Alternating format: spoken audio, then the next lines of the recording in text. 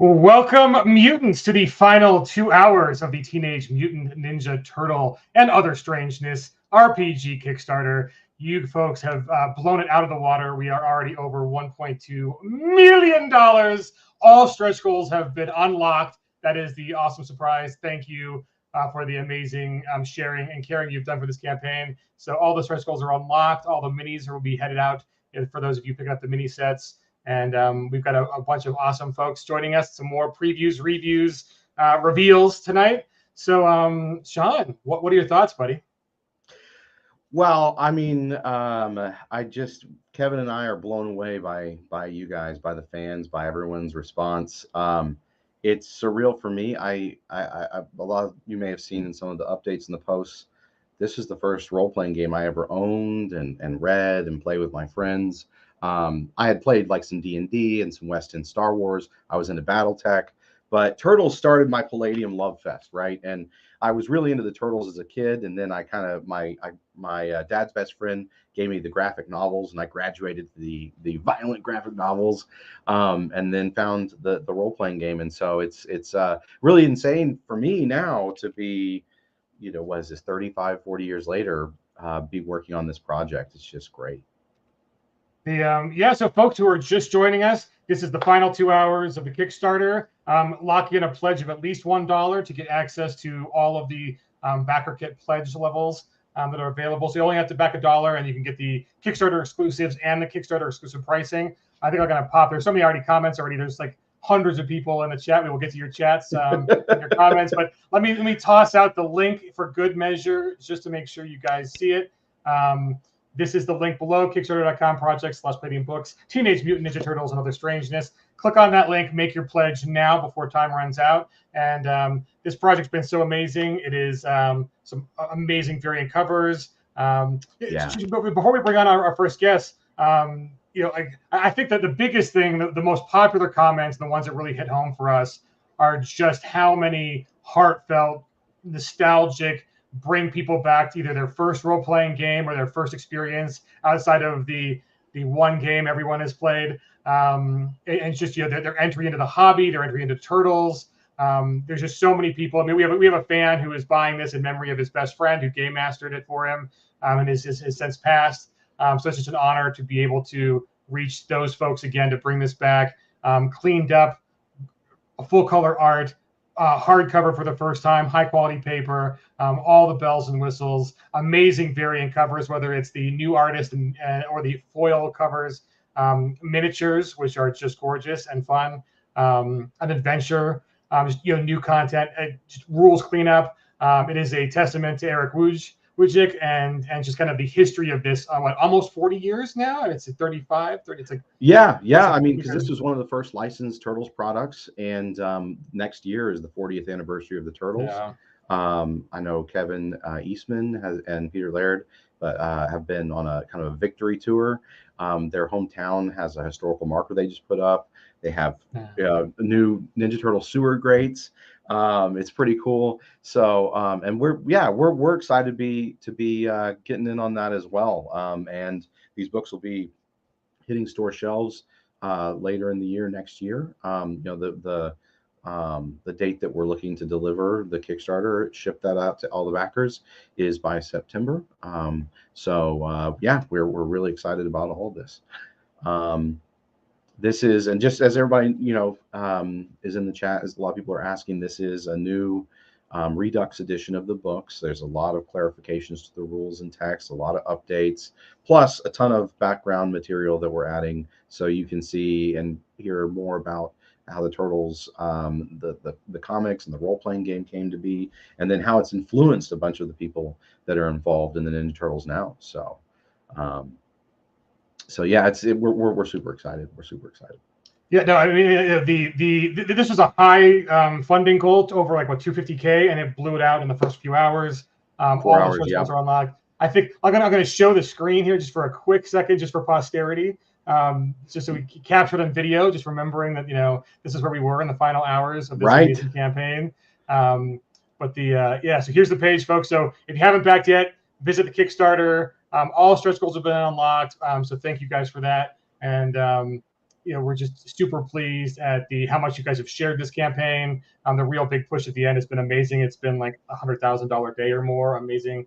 So been a crazy. In the last couple of days, I mean, we've just seen such a crazy response here towards the end. It's been great, and it's been, part of it is we're really excited to finally get a lot of things through the approvals process with our licensors. This is an officially licensed product, so some of the things that we got permission to do right at kind of the midnight hour, we're finally being able to show off to you guys, and so we're really glad that everyone has been patient about that and excited to see all the updates. We were bowled over by the response from Kevin Eastman, Peter Laird, collaborating again together. Kevin Eastman insisted on painting a new variant cover art. We have Sophie Campbell insisted on doing a variant cover for the second book. We're super excited about that. But that did mean that, we launched the Kickstarter and we were waiting for some of those things to be able to present. So, but it's really exciting to see all that stuff roll in.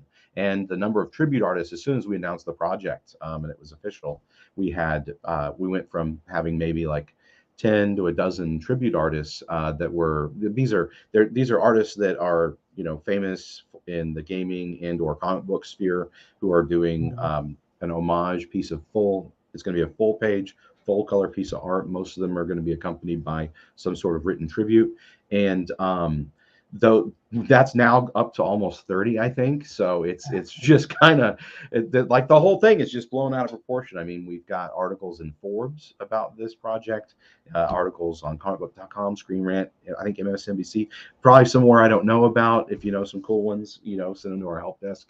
I'm wondering how that might get covered at the end. So yeah, anyways, it's been really something special.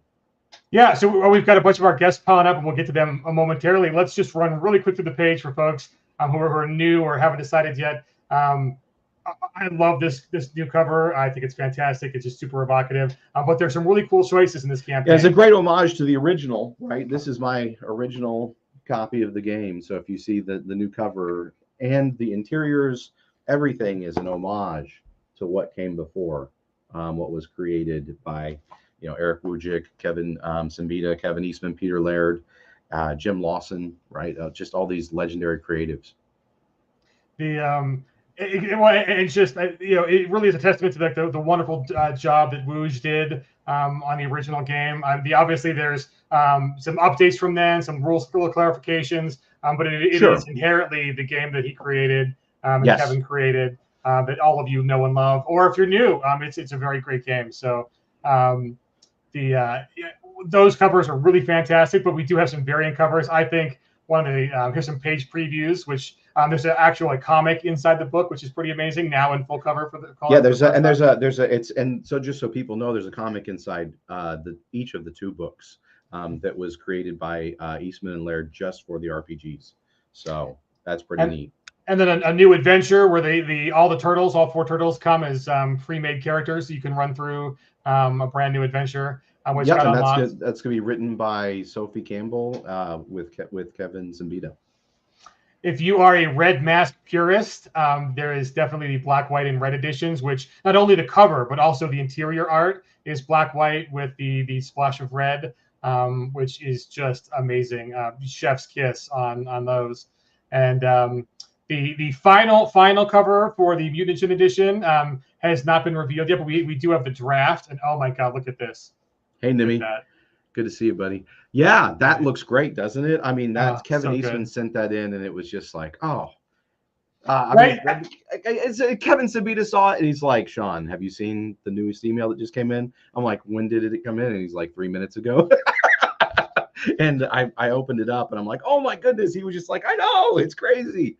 So we've just been really bowled over by everything. And Kevin Eastman we were just emailing today.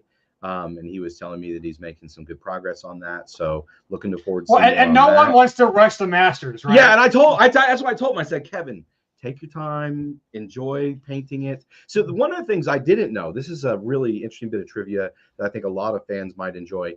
The original cover to the TMNT and Other Strangeness role-playing game was the first painting that Kevin Eastman ever did. So that's something that I didn't know. Kevin Simbita didn't know. So we were really just really wowed when we were talking to Kevin Eastman and he told us that. And there's a really cool picture. I've got another better version of it where hopefully we can look at it later. But yeah, Kevin Eastman and Peter Laird right there trading off pencil and inks for the new Mutagen Green foil cover hardcover collector's edition. So, good. Super cool stuff. And then we've got Fanroll. We're working with the great people at Fanroll to bring you some really awesome dice. We have a set for each of the turtles. It includes a dice bag with the turtles art on it from the game. And Shredder has his own set of dice, aluminum plated dice. That's right. Plus a dice tray and tower with the sewer theme and a TCRI themed scroll case, carrying case. If you like that idea, that came out of my fevered brain. I'm sorry. And no apologies needed. Right. And then here's a preview of a lot of the miniatures in process, including Casey Jones posed with a bunch of other stuff there. So yeah, Igor and Carl. Igor and Carl, yep. Doc Farrell's henchmen. So, and then all the miniatures have been unlocked. So you guys will be getting a Doc Farrell. You will be getting April O'Neil, as well as a Triceraton Warrior. Yep. Oh, so cool. We also, of course, unlocked the Fugitoid miniature, and his stats are being added to the second book as well as part of our big $1 million stretch goal. So really exciting stuff. So and again, all this color art that you see, for instance, like this piece here that we just went by Kevin Long, with colors by Mike Majestic, who he goes by VulnaPro online. We'll have him in here to chat in just a moment. All of that art, that's that full color art. That's what you're going to see throughout the books, and that's as you saw in some of the page spread previews. It just when it all comes together, it looks really great. So.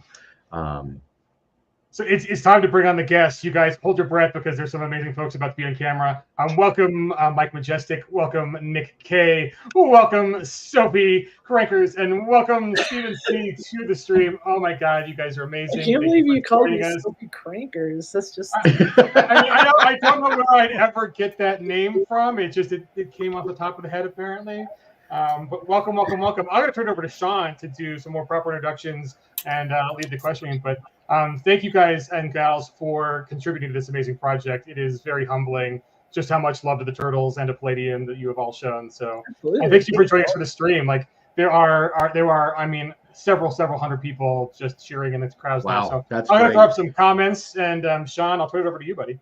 Yeah, and I've seen it flying by. I think I saw David Peterson in the chat, and he's done a tribute piece. He's of Mouse Guard fame, so if you like Mouse Guard, he's done a beautiful piece of art, and we'll hopefully we can cover that. Do you know which one it is, Chris? Got a lot of brown and green tones to it. It's a full page with 3 mutant animals, but it's not like the Turtles or. But I'll go around this circle real quick. So Mike Majestic, VulnaPro at the top right, at least on my screen. Hopefully it looks the same for everybody else. So Mike Majestic is the mad genius behind the colors that you see on the standard 2-cover editions, as well as the majority of the interior colors, most of what you guys have seen in the book previews and the other art previews and things like that. We can in a minute we can go around and maybe discuss everyone's career a little bit, and so the fans can get used to them. And then Stephen Cummings is of Palladium fame, but he also works for this little company called Marvel on their Star Wars comics. And has done a few other things as well. It's so niche, you guys wouldn't have heard of it. So niche, yeah. But if you have checked out Rift's Titan Robotics, and let's see, Beyond the Supernatural Creature feature, the upcoming Rift's Antarctica. Stephen has a lot of art in those books as well. And then we have Sophie Campbell, and let's see, of IDW, and currently doing the IDW Turtles, ending that run. Yep. Sophie has been awesome, did the variant cover And Stephen Cummings did a tribute piece for this. He's one of the first people we reached out to because he is a busy man, and so really happy to have his tribute art. And we can show it in a little bit. He's got it's got the Ninja Turtles with jumping around with dice flying through the air. And then Sophie, we didn't realize it until Kevin and I met her that she is a huge fan and plays. Yeah. You play what Heroes Unlimited every week? Is that correct? No, we were trying to get a Heroes game going, but you know. Oh, okay. But you play a lot of Palladium, and Yeah. you have a similar origin story to me because this is how you found the Turtles was through the original role-playing game. Oh, so good. So amazing. It's so cool. So so Sophie's been again the variant cover for Transdimensional TMNT, or I should say TMNT Transdimensional Adventures, the name for the new compilation book, and then a couple of pieces of art tributes. See, you got one of the early ones. Old one of the ones. early ones. Yeah. This one signed. Yeah. Yeah. There you go, Kevin Eastman. Yeah, I got all this crap. You got it all. Well, and it was funny because when we were talking about the stretch goals, we were talking with our liaison at Nickelodeon, really great guy, Jeff, and we were talking about introducing some new mutant animals and updating the gear section and some other things that we wanted to add to the book, so that there would be some cool, fun stuff there that hadn't appeared in any of our other games, like say After the Bomb before.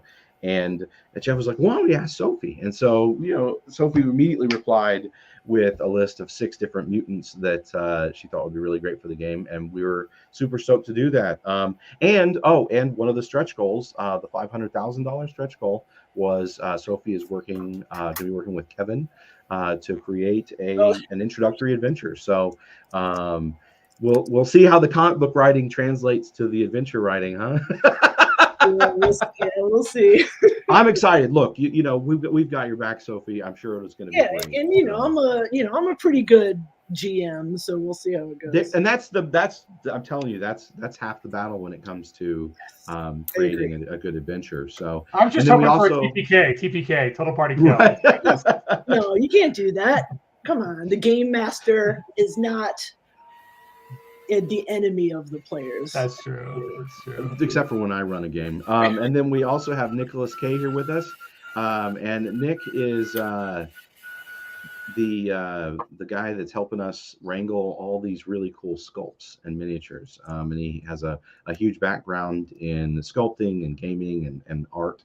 I would say fine art. I like some of his art. So he showed me his portfolio. I thought you just did miniatures and 3D modeling, and he's like, no. And Kevin and I just about blew a gasket when we saw his wonderful 2D art. So you're very kind, thank you. But it's been really fun working on this project and doing the art direction on the miniature sculpts, and I think they're turning out really well. So I'm really excited for everyone who backed the Kickstarter to get to see them. Yeah, maybe. Let's show those. Let's show some of that off. Because we've got a lot of stuff that we can show off. It's so funny, as everything rolls through this process to get it in front of everybody. But hey, and one thing I will say with that too is we're going to continue to preview and show off everything as we go into the backer kit period. So I totally get it. If you don't want to get something you haven't seen before, you don't want to buy miniatures you haven't seen, that's totally cool. Get your $1 in now on the Kickstarter. That way you can get in on these Kickstarter exclusives during the backer kit period. So yeah, and if you look there, you look at the Casey Jones there. I don't know if we can zoom in a little bit on that, Chris. But yeah, if you look closely there, or a little bit, and then widen it so that they can see it compared to the art it came from. This is very true to the RPG, and that was the big thing we said to Nick, was that we wanted this to be the TMNT and other Strangeness version of these characters. Do you want to talk about it a little bit, Nick? Yeah, definitely. Obviously, there's been a lot of iterations of the characters in the TMNT IP. So one of the things that we wanted to make sure for this Kickstarter was that the characters were really, really true to the way they were depicted in the original art. So yeah, we've been kind of using that as our Bible, referencing only images from the original comics and Kickstarter, RPG role-playing game. But making sure that everything really feels appropriate for the setting, and that people who are classic fans of the IP still feel like they're at home and they can kind of recognize all the characters and enjoy them. Yeah, and they look great. Here's a preview of, and you can see the original art, and then this is the render of what is that, Carl? So is going to look like. So or no, is that Igor, and it's Carl? Yeah, that's Igor, and it's Carl's the other one, the rat. So yeah, these are just first. Well, if you want to explain the steps of how you do the production, so that we can tell everybody how. Sure. So you're going to be seeing a lot of guys in kind of like the classic T-pose. I mean, most people are familiar with the phrase. This is just so that we can kind of figure out what the base character is going to look like. And then once we have everything approved and make sure that it actually matches the IP, matches the visuals that we're trying to kind of attain, we then go to posing. And that's where you'll see the characters kind of, on their bases and more dynamic action poses, more sort of, befitting for a tabletop RPG versus just like kind of awkward T-poses.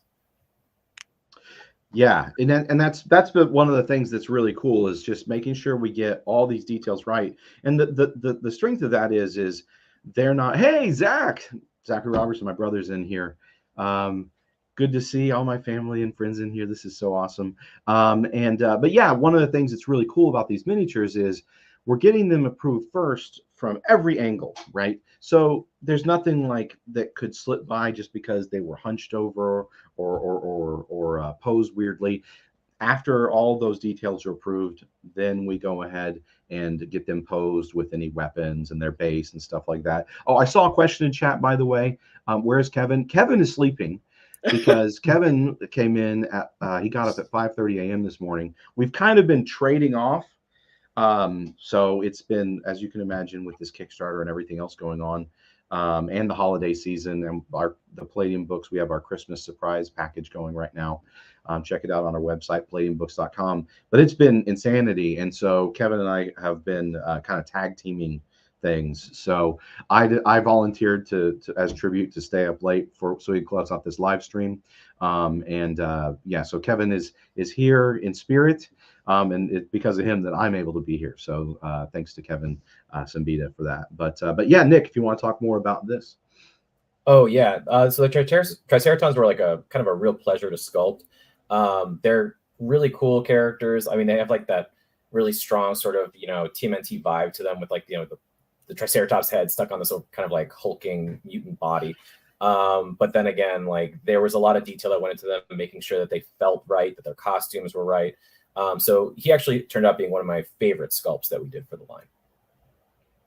Yeah, I'm really excited. I'm excited to be able to show it off, right? Because we just announced the stretch goals, and then we just obviously awarded everyone.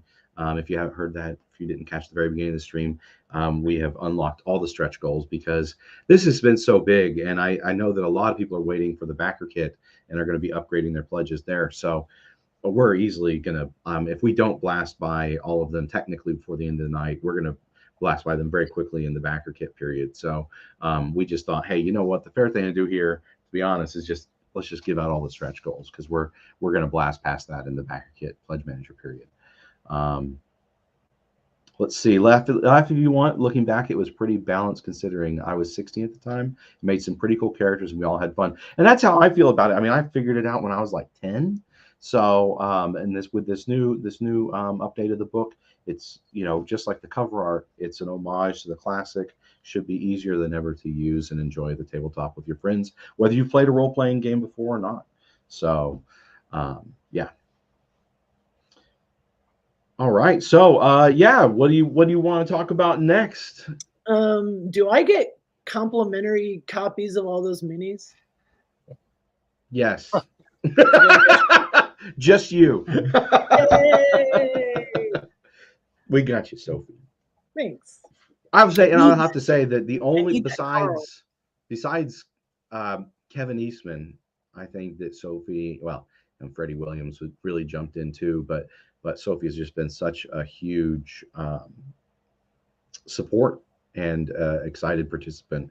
It's really helped raise the bar for me and Kevin. We've just it's really made us happy you've been great to work with. And so, yeah, just super excited to have you here on the stream too. Yeah, it was, I was trying to get the Palladium stuff in the comics for years, and there's a lot of homages. Yeah. Lots of homages. So I was like, well, if I can't use those characters, I gotta, do like a thinly veiled homage or whatever. No, it's great. It's great. And actually, since we got David Peterson, his comment highlighted, Chris, can you see if you can bring up his piece? That's it. That's it. Oh, it's beautiful. So everybody can check out David Peterson's work there. Again, it's almost like he knows what he's doing. Love it. But a beautiful piece. I know. And my favorite part about this is if you go through the original book, these are all different mutant animals that you'll see. Awesome. Kevin and Peter did original illustrations of them. So yeah. And the porcupine. Staring at them for I don't know, for a while now. David, can I have the original of that? Can you hold that for me? I don't know if he did it physical or if it's all digital. Everything's going digital these guys. It's crazy. Although the night vision optics on the porcupine, yeah, it's great. Yeah, it's really good. Let's go for. Wait. Let's see, not that one. Let's see, that's by Thad Stalmack. This is one of the classic illustrations of the Sparrow Eagles, which, by the way, for any fans that don't know this, that was Eric Wujcik, his playtest group. That was their mutant animal hero team, was the Sparrow Eagles. There you go. And yes. And if you could show Sophie's screen there real quick, that's Sophie's work in progress for the tribute. Oh, this is done, man. Well, I mean, but we're gonna have color in the final in the book, right? Great. But yeah, it looks wonderful. And Sophie also did one for the Terror Bears. So check it out. That's awesome to see. Yeah. It's right before they go through the window. I love that. Yeah, right. Yeah, it's a prequel. Yes, it's a prequel to the. And can you bring that book, that page up, Chris, with the Terror Bears spread? No, Sophie. It's been great, and one of the things that we've really been happy about is that Sophie did these traditionally. Because I mostly do digital these days because I'm lazy and my hands hurt all the time. But yeah, I busted out the paper and it's rough. Sorry, I do digital all the time. I still love using paper and pencil and pen. I find it very taxing. Like it hurts, it hurts my hand. Like I get really stressed out about it because I'm like, I don't want to make a mistake. Can't undo. I've been drawing on paper for decades, but it still kind of psychs me out. We got the terror. Yeah. Oh, do you have the 2-page spread preview? There's a 2-page spread. Yeah, one of the spreads that I did has the 2-page, but just you can leave that up in the meantime if you want.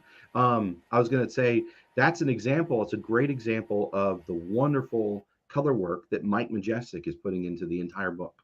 So that's one of the things that Mike is bringing to life, and I think it's some of the best color work I've seen. But that's also what Kevin Eastman said when we were showing him Mike's color work throughout the book.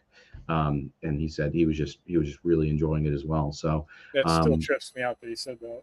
Yeah, well, me too. We're just like, whoa, Kevin Sabita and I were just like, wow, that's a pretty high praise. As I've said all along through this whole thing, I hadn't expected, nor did I foresee myself doing Teenage Mutant Ninja Turtles at any point. But it's been wild to be working on it. Well, and you've worked in Hollywood, and you've worked on other big comics before. I worked with Dreamwave Comics in the early 2000s. Literally a year before they folded. I was on More Than Meets the Eye books. So I colored I don't know, like 200 plus Transformers, crap load of them for that. And that was the first time I was doing digital colors. I mean, I've been doing illustration work and art since I was a kid. But as far as comic stuff, that was when I bought my first Wacom. I had the original Intuos. Yeah. Had it for 10 years. That thing was a tank. And one of the things that we do have here, we have the art, Stephen Cummings' tribute piece.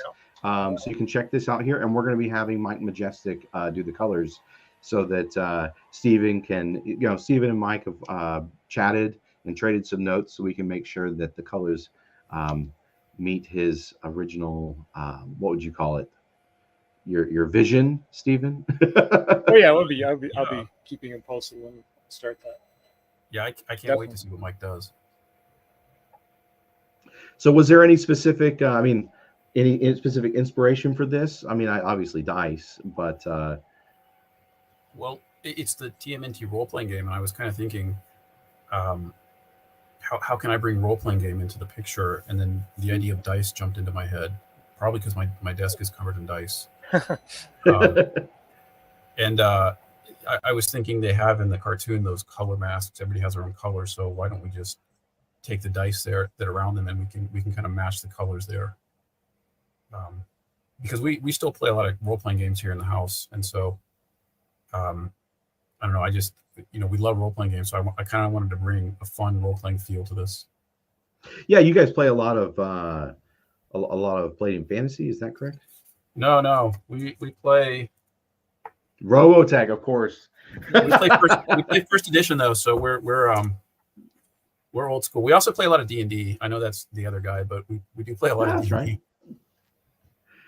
No, that's great. That's great. That was literally the first Palladium book I had ever owned before actually working with Palladium.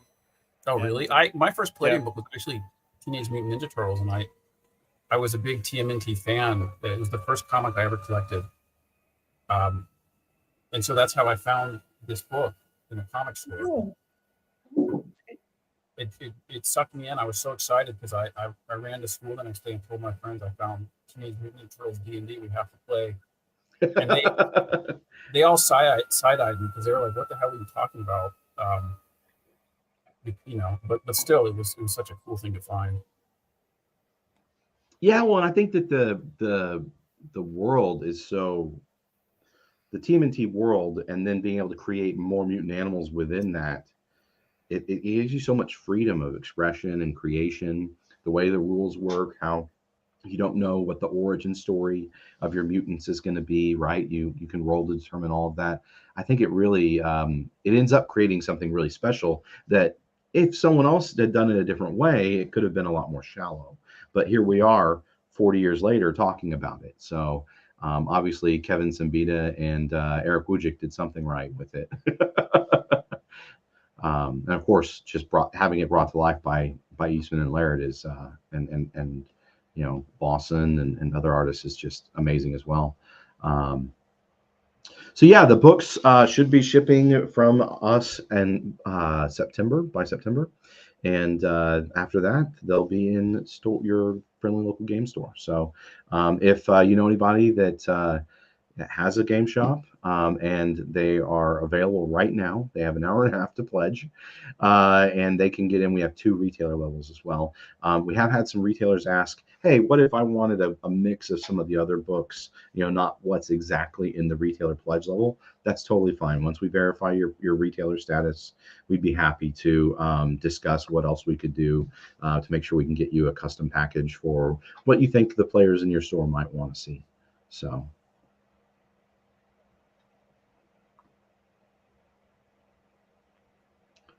So speaking of the variant covers, do you want to show some of those off, Chris? We can go through some of those. And well, so let's go through some of more of the art, because I've got that one up. Let me see if I can't pull it back onto screen. Let's see if I remove that stage. There we go. Yeah. Oh yeah. So this is by Vincenzo Federici. I think I'm saying his name correctly. But Federici. Okay. There we go. But yeah, a beautiful tribute piece with Caesar in the back with Casey, and then Raph. A lot of artists, their favorite is Raphael. I'm more of a Leo guy myself, but it was funny. Hey, Donnie, all the way, He's a bad boy turtle, so it's kind of understandable, I guess. Yeah, he's the bad boy. So, but it's a lot of fun. That's a great piece as well. And again, these will all be full color, so that will be colorized for the book as well. This is another piece of the interior art. We're the Shredder fans at. Come on, go Shredder. Some Mike Majestic color work there, and that gives you there's some of these pieces you can see some of the lighting in the background. I don't know if we have any of those, Chris, that has some of the you can see like the hazy streets in the background or anything like that. I'll dig. Yeah, it's been really cool. There we go. There's Caesar. But one of the things that I think and we have Mike Majestic is working on most of the core art, but we also have Luis Antonio Delgado, who did the color work for The Last Ronin, is also working on a lot of the transdimensional art as well, on some of the Truck and Turtles art. So, but it's just great to see.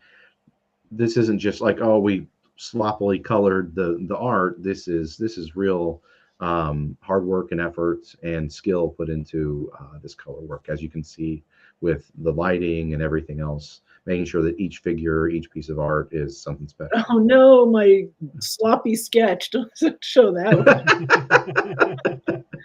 Yeah, that is the rough sketch. It's not the old thumbnail. Yeah. Nobody's supposed to see those. They're so cute and terrifying. So I know it's but the ink work on this, even for the rough sketches, it's got a nice gestural quality. I mean, always like pre-viz sketches tend to have that going on. It depends, I mean, when you finish it off and you get all those nice, clean, crisp lines, sometimes you maintain it, sometimes you lose a little bit. Yeah, sometimes I'm always like, I kind of like my thumbnail. I don't know what happened there, but I just love the one in the background. It's like, you only see his eyes and his teeth. Right. And I know, it's like super menacing. That's Fear Bear, so he's like the scariest one. He's just hiding out in the back there. So good. Oh, let's see.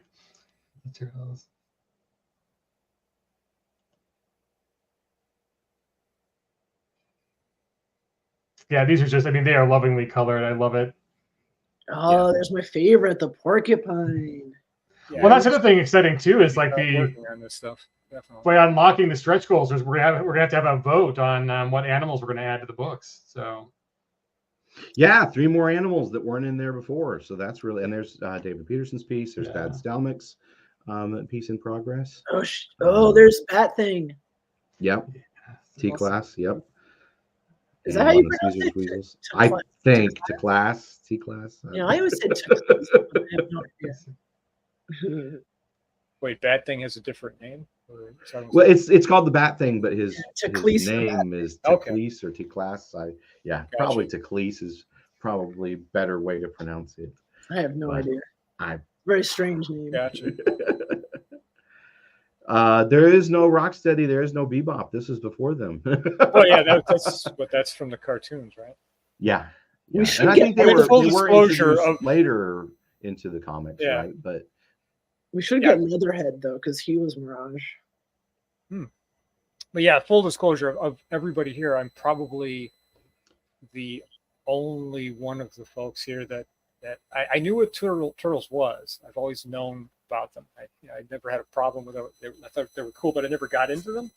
So working on this project has been really cool in the sense that I got to discover and fall in love with the original comic through working on it, because I didn't collect those comics when I was younger. I never really came across them. I had friends that had them, but I absolutely love what Eastman and Laird did with it, and I love the whole punk rock indie vibe that the comic has.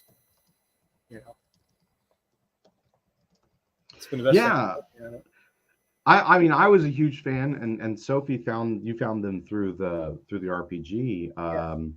Steven and Nick, how did y'all find the Turtles? Were y'all big fans before this, or everyone knows what the Turtles are, but yeah.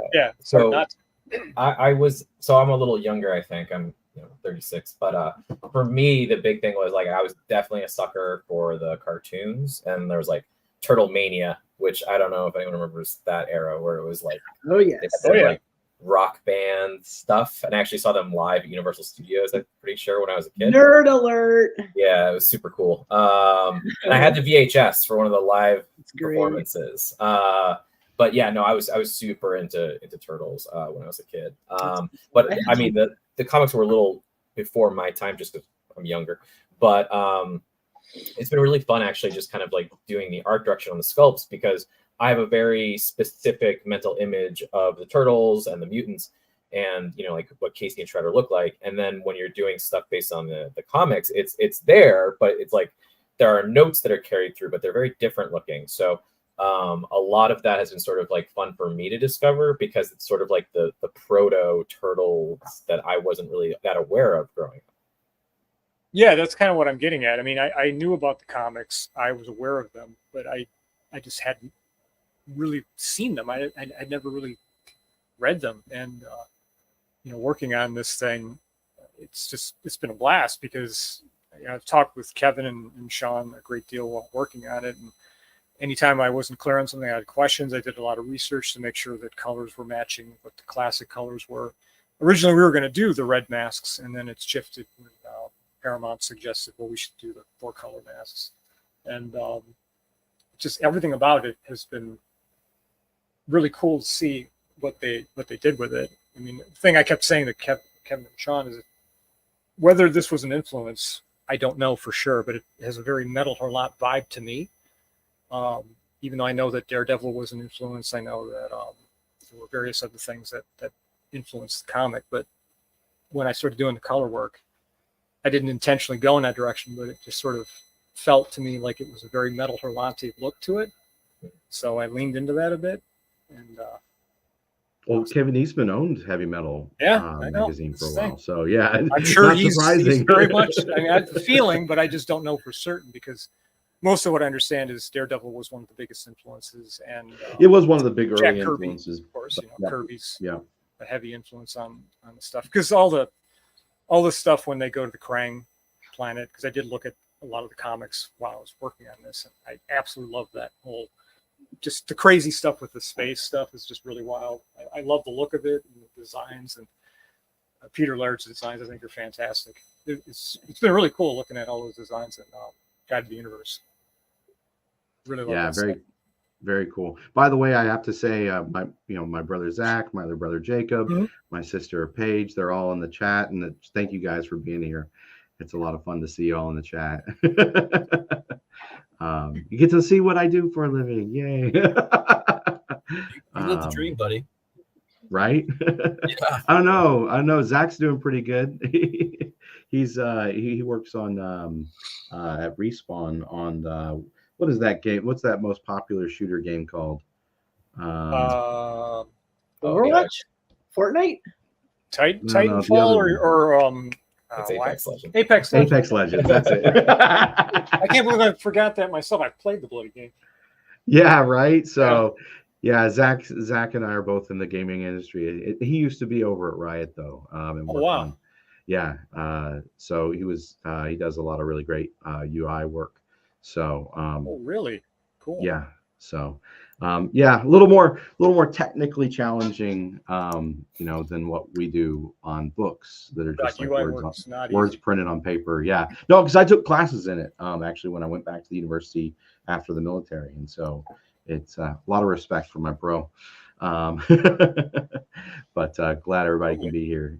Yeah. So and Steven, I don't know if he's still here. I'm here. I had to turn off my camera because my computer is old and tired.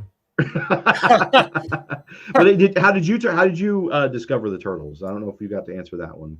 I was really big into comics growing up for obvious reasons, and I was also really big into anything martial arty. And so like when I went to the comic store as a kid and I saw Ninja on the book, I just like, I'll buy it. And then I got home and actually opened it, and I was like, holy crap bag, this is why God put me on this planet. And so it was the first comic I ever actively collected. And that was how I found the role-playing game, because I used to walk past the role-playing game counter in the comic store, because I had my D&D handbook, and I was convinced I needed nothing else. And I thought I saw someone had like misplaced a comic in the role-playing section. And it was like a new cover. I was like, okay, cool, I'll buy this. And when I picked it up, I realized it was thick, and the cover was like, thick. And then that's how I found the game. Like, holy crap, this is like a thing, and I have to play this.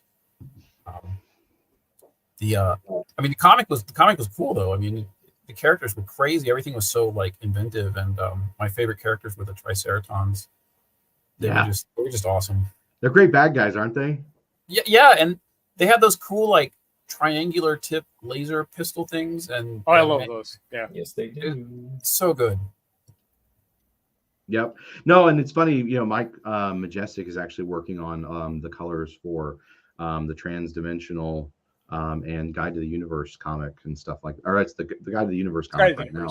Yeah. Yep. And it just, I mean, again, we have to, go through certain protocols, but I'll just tell you, it looks stunning. He's really kicking some butt on the colors, just like everyone is. I mean, Sophie, has really been nailing it. Nick, I just, everyone that's been involved in this project has been so professional. It's really great. So I have a question here. By the way, I saw my brother Eli in here too. There's a lot of Robertsons here. How many brothers do you have? 4. Oh my God. What a nightmare. Yeah. For our enemies. Yeah. And Jim Girls, that's my sister Paige. So but yeah, I don't know if we right now we're looking for the adventure that Sophie's doing. It's a small intro adventure. I mean, this is something that you can run in a session with some people that are new to the game. I don't know if we're going to have room to add it to the book because the tribute sections are also getting really full. Because Kevin Simbita, he goes and pulls out that looks like it. You ever seen how artists will make their little art portfolios out of like old boxes and stuff like that and tape them together? He pulls out this old art portfolio and he starts pulling out for 20 minutes TMNT stuff that I'd never seen before from when they originally did the game. And Kevin Eastman is like, oh, I'm going to go dig through my archives. I've got some stuff that no one's ever seen before. We got some stuff from Paramount that we didn't even know existed that they had in their scanned archives. So, and then with now, I think 30 creatives contributing. The page count is starting to fill up. But yeah, one of the things though is the question was, what about future stuff? I mean, we're really excited to meet all these artists and creatives, including Sophie, especially Sophie. And we're already talking about future projects and what more we can do together. So yes, we have to do more stuff. Yeah, and there's been a lot of this has, of course, awoken a lot of interest in, reawoken the interest in After the Bomb. So when the timing is right, we might be happy to hit some of that stuff too. So I know Sophie's a little bit of a fan. So a little bit. Well, we've got to let Nick get back to work on finishing up the miniatures because some previews that people really want to see are the turtles. And those look great too, by the way. Right. The minis look really nice. Thank you. Appreciate it. It's been a lot of work. Yeah, and those are all you haven't seen yet. Also. Those are ZBrush, right? I assume they're ZBrush. Yeah, our artists mostly work in ZBrush, but there's people who work in Blender, etc. as well. But, yeah, no, I'm not as good as you guys, but I do have ZBrush. Oh, they're way better. They're way better than me. I'm mostly 2D originally. So, well, he's doing a great job as with the art direction, and you really understand, Nick, the what's really important about when these things need to get produced, and that's one of the things that's been really great. I just wanted to, if you want to talk about that a little bit and maybe some of your experience with that side of the industry. Absolutely. And then we'll get you out of here so you can go. Yeah, sure. No, my pleasure. I started primarily my path in the game industry started with tabletop gaming and miniature gaming. I started playing like Hero Quest and Warhammer when I was 8. And after that, I became a concept artist working on tabletop games. So I've done a lot of work. I was the lead concept artist at Privateer Press for about 2 years, working on War Machine and Horde. So while I was there, I learned a lot about designing for production, whether it was like spun metal or resin or hard plastic injection molding or soft plastic molding. And yeah, since then I've done some stuff for Games Workshop, etc. But I eventually transitioned to video games, which is where I got more kind of hands-on with the sculpting work. And then now I'm here working on this project. So yeah, I'm trying to bring all my expertise from, I think I've been working in the industry for about 17 years now, doing art direction for another 7 or 8 this coming year. So no, it's been an interesting sort of full circle for me coming back to do some more tabletop stuff, and it's been really fun. Yeah. Again, like I said, this is one of the things that we're just so happy to be working with top professionals in the industry for every aspect of this. As we were reaching out, our really good friend of the company, Ryan, he introduced us. He's working at TransPerfect now, and helped us get acquainted with Nick and talk about getting these really, really beautiful sculpts done. I mean, I'm blown away. I used to work for Games Workshop as a store manager, and I've taken a tour of the old US HQ when it was out in Baltimore and seen how all the miniatures are made. And I know there's been a lot of advances since then. In just the past few years, it's been getting crazy what they can do now. But yeah, just rest assured, folks. So we got really, really good people working on these minis, and we're going to show them off to you, and we'll continue to show them off throughout the backer kit period. So again, thanks, Nick, for taking the time to be here. I know this was kind of last minute that we threw this all together. All right, my pleasure. Really glad to have you on. All right, thanks for having me. Cheers, amigo. All right, thanks. Nice to meet you. Take care.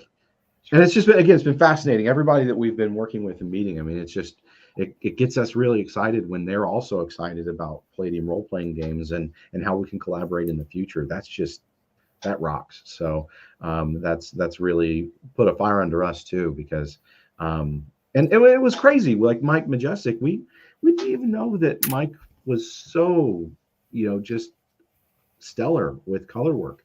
And I was like, hey, do you like to do any color work? And he I do a bit of everything, but yeah, I mean, I can't. Was it the box art stuff I was sending you? I can't remember.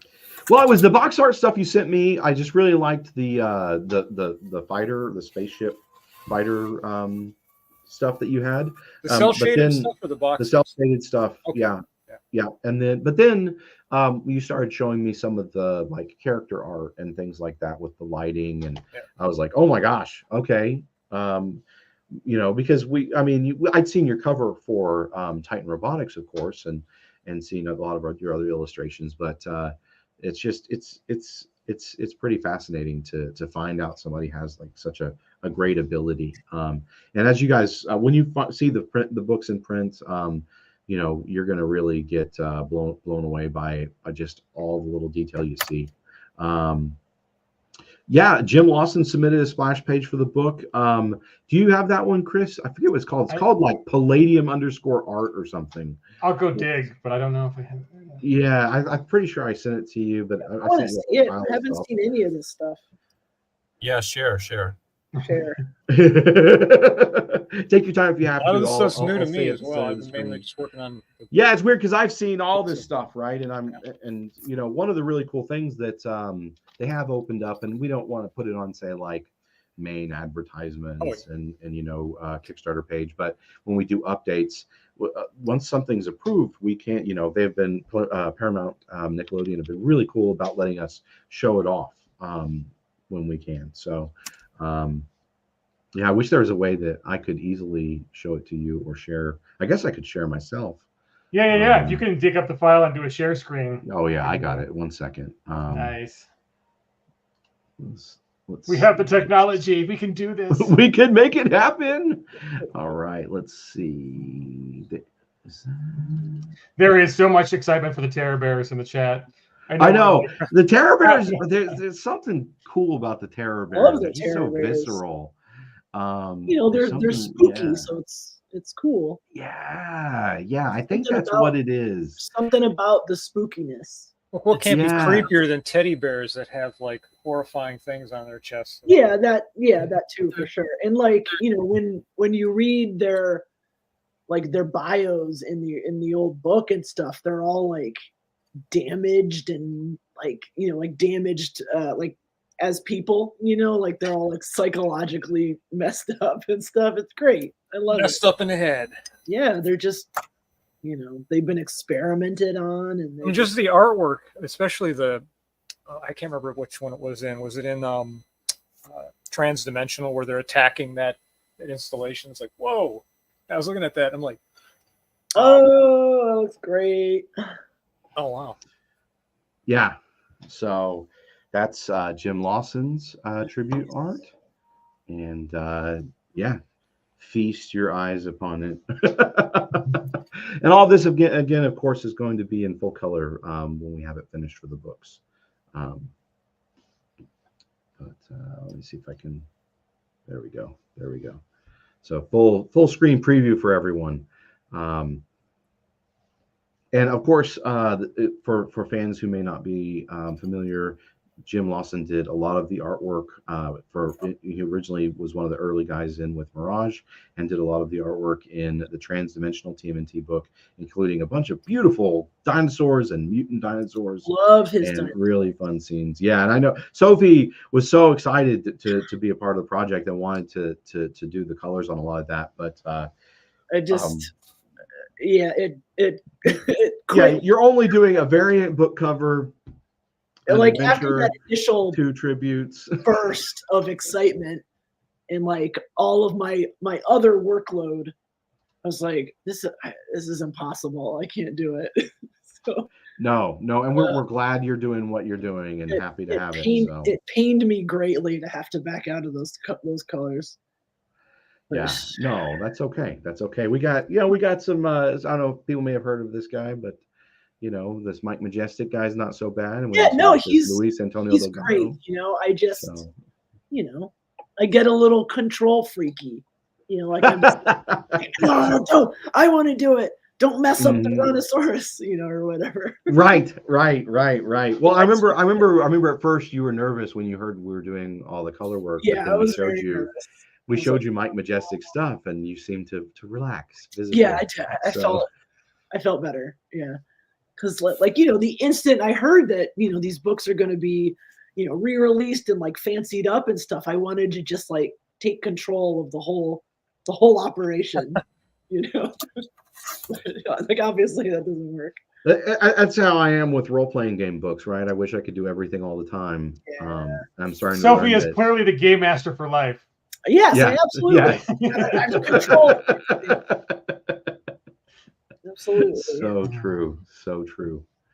David Peterson, this is a good comment. TMNT is all about being an outsider, a reject, a nonconformist, someone who has to hide from regular society and take power in their own bodies and being important in their own story.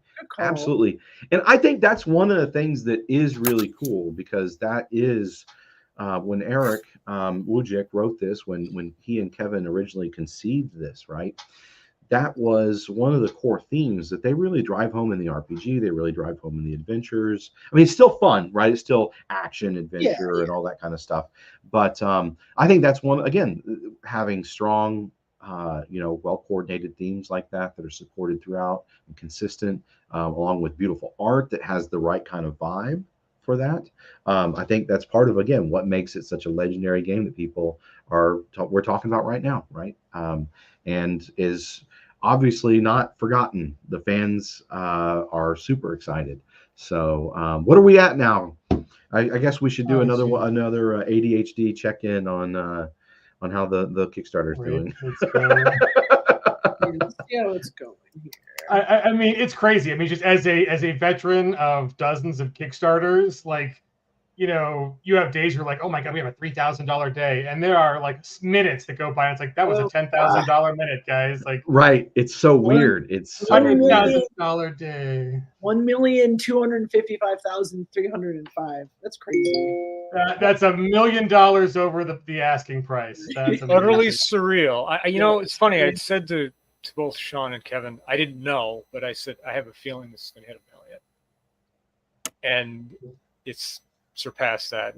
I mean, it's just trucking along, so to speak, Yes. I mean, 8,200 backers is fantastic. I mean, that's the thing too, is this is one of the rare RPG Kickstarters that doesn't have a huge amount of add-ons. Like there's not a lot of merch, you know, that kind of really drives that number up. It's for 2 books, folks. I mean, they're 2 fantastic books, but you know, Right. the base pledge is very affordable. It's 2 RPG books. And so to be able to hit 1 million with, I mean, 8,244 backers, that's so fantastic. So thank you. Yes, a lot of backers. Yeah, no, we really do awesome. appreciate it. Every backer is important. Thank you. And one of the things that I think, I don't know if it was Screen Rant or Forbes, they were talking about it, and one of the things they said was really amazing to them and in today's world is that a lot of times you see a licensed role-playing game will happen, and then, you know, the role-playing game company changes hands, the licensor moves on, and then to see something come back with from you know, Palladium Books did the smash hit RPG in 1985, and now it's back and it's with Palladium again, and you know, we're super excited to be a part of it. Super excited to be working with our licensors and the wonderful people at Paramount and Nickelodeon, because they gave us this chance to do this, right? They didn't have to do that. They've been it hasn't had an RPG in print for decades. So it's super cool to be able to do that and bring all this back for the fans. And the response has been just bowled us over. I mean, as you see, even in the comments here, in the Kickstarter, on my Facebook, you know, on all our posts. I mean, some people just, this is the first game I ever played. This is the first game I ever loved.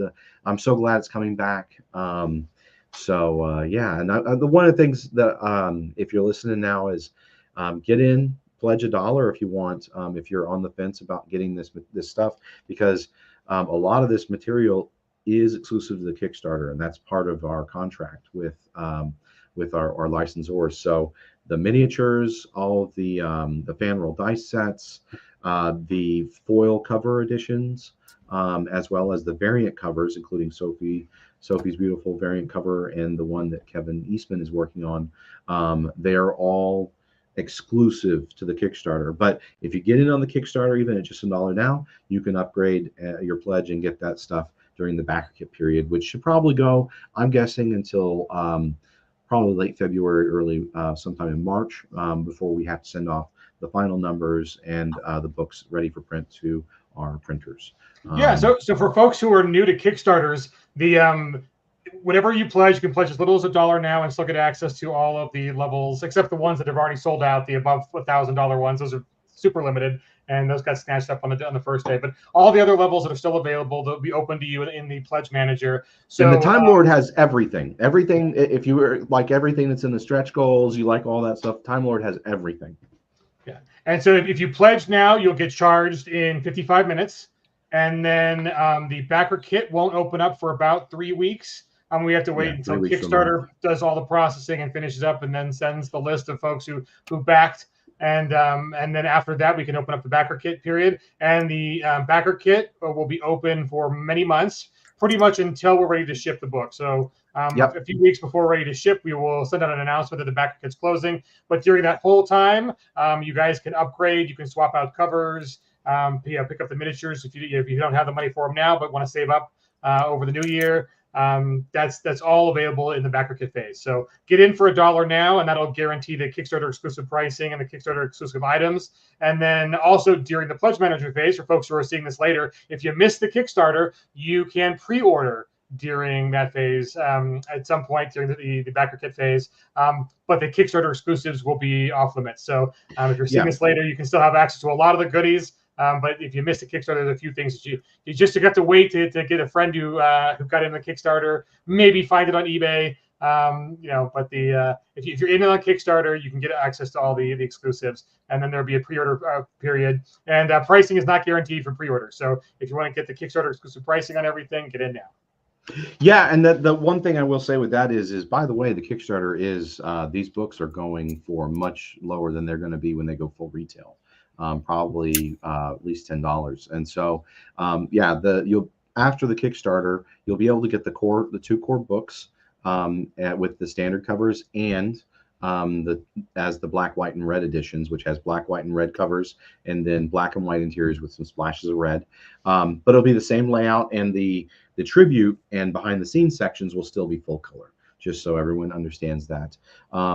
And then we'll also have the mutagen green dice, and the Game Master screen will be available after the Kickstarter period. But if you're interested in the illustrated TMNT illustrated poker deck, illustrated with art from these books, if you're interested in any of the fan roll, beautiful, wonderful fan roll stuff, the miniatures, get in now. And you can upgrade during the backer kit period, or add on more, or whatever you need to do. Now, during the backer kit, if you don't get in during the Kickstarter and you're watching this later, during the pre-orders, you can still get a lot of these great deals on pricing. So that is, and make sure you get it as early as possible, right? You'll get your stuff shipped to you right when that stuff rolls out to all of the Kickstarter backers. So that's another great thing, whether you're just an average person, or if you have a shop, that's another great way to get stuff really early before because it takes a little bit of time. Once we get all of it in, we ship it all out to the backers, and then the distributors are able to put in their orders. We have to process those, ship it out to them. That has to be shipped to their warehouse. Then they distribute it to comic book stores. So it takes a little while. Once the Kickstarter stuff and backers and pre-orders have all shipped, it takes a little while to make that jump to the distributors and then to your friendly local gaming store. Just so everyone understands that process a little better. I hear you. 1.25 million. That's crazy. Yeah, so good. I mean, we're behind, man. We're like 30 minutes behind in the comments. So many folks have left comments, and it really is touching how many folks are just remembering this as either their first RPG experience, their first time, meeting the turtles. It is an honor to be able to play in this sandbox with such other wonderful professionals. So, and really I think one of the interesting things about this campaign is, obviously the books were created 35 years ago, right? 40 years ago. So they exist, and that material is kind of a known quantity. And it, of course, is being updated and improved and colorized and all those good things, and more content's being added. But there's very little risk there, right? Like people are going to know what they're going to get. But just watching how many folks are coming out of everywhere to do tributes, to do art, to do commentary, to write forwards. It really is just amazing how many folks Turtles' lives have touched. What an awesome property, wholesome, uplifting, all that fun stuff. And just the combination with Palladium and being one of the first RPG experience for so many people, that's really awesome. And then you guys, for the backers, thank you so much for allowing the opportunities for all this, because your abundant enthusiasm has really made this a phenomenon. The phenomenon is because of you jumping in, and your faith in us and the creative team, and your excitement. But it's interesting. One of the questions that I've seen is people are asking about the backer kit period. The pledge levels and the add-ons are not going to change. So if you get one of the books, you can add. It unlocks all the add-ons that you can see right now through the Kickstarter. Some people have asked about the cover art print set. That's going to have the cover art from all of the new books, and 2 of the stretch rolls have now unlocked the original TMNT and Other Strangeness cover as an art print, as well as the TMNT transdimensional TMNT cover art as an art print in that print set. And that print set has been added as a free stretch goal we threw in at 900,000, and I think we threw it out like maybe 5 minutes before we hit 900,000. Yeah, it was pretty funny. But that and the illustrated poker card deck, those have been added to the Cowabunga Cowboy, the Mutagen Mystic, and the Radical Rogue, and of course Time Lord levels. And with Time Lord, I saw someone asked about the 888. Yes, it's a reference to 88 miles an hour, or the infinity symbol that's a sideways 8. So that's the thing behind there. If you get into, you can go look up numerology or whatever, but it's not going to be exactly the same. But the 888 there, that was the intention there. Oh, love you, bro. Thanks for being here. Thanks for the support. I really appreciate it. All right. Let's see. Yeah, and a lot of people have asked about gaming industry for the win. Yep. Yeah. We're go back to work in on the comments. Legends. Yeah. So yeah, we've had a lot of questions about other characters like Krang and Bebop and Rocksteady and stuff like that. So one of the crazy things about this game is that when it first came out, there'd only been, when they were working on only a few, I think it was issue 5 or 7 of the Turtles. Yeah, it was just the first handful of issues. Yeah. So that's one of the crazy things is that, so they created a lot of characters that went on to inspire a lot of other Turtles creatives, Sophie Campbell included, but also we were chatting with Ciro Nieli. And so he did the 2012 computer animated Turtle series. And so the Terror Bears inspired his Dream Beavers. After the Bomb inspired some of the crazy TMNT stories that he did in there as well. So it's pretty neat to see how that's reverberated over time with the Turtles. There's a lot of great people in this panel. Absolutely. I love you too, sis. But yeah, so it's just really neat to see all this stuff coming together. It's really neat to see all the enthusiasm. And yeah, my main worry is I just don't want people to miss out on the exclusives. So again, if you know somebody that might like this, or you think you might want it, or the other thing is this is just beautiful stuff for anybody that likes the Turtles. It's gonna this art you're not gonna see. There's 30+ mutants in each of the 2 books. There's a comic that was, and those mutants and a comic in each one was written and illustrated for the game by Kevin Eastman, Peter Laird, Jim Lawson, and it's interesting because you can see the early, kind of the early version of some of their characters and their work, or characters that you think, some might have influenced or inspired other characters that came out later. So it's a lot of fun to see these books, and it's great to see them in full color now. So yeah, just get in if you can, if you think you can, for just $1, in case you know somebody that might want some of this stuff. Again, I know there's people I'm going to run into. It's going to be at Gen Con 3 years from now that didn't hear about this. Right. If that's one of your friends, text them right now, or put in a buck for them. Yeah, if you want those miniatures, put in $1 now, because there's a comment back there about the miniatures being available after the campaign.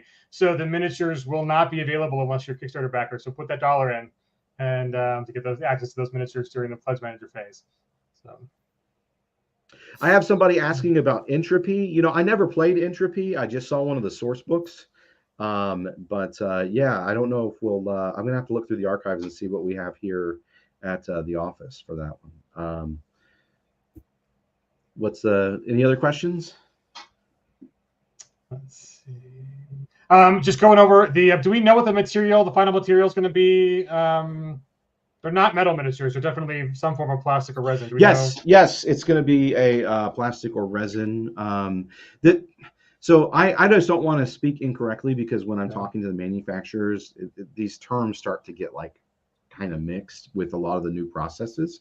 So, but it is going to be a new process. I think they're going to be one, maybe, a couple of pieces, but we're working with Nick to make sure that these are as easy to, produce, right. And that they fit the needs of the manufacturers. So we can get you something that's really sturdy and durable, and doesn't require assembly and stuff like that. A lot of assembly, if any. So, this is a great question. How did this new project come about?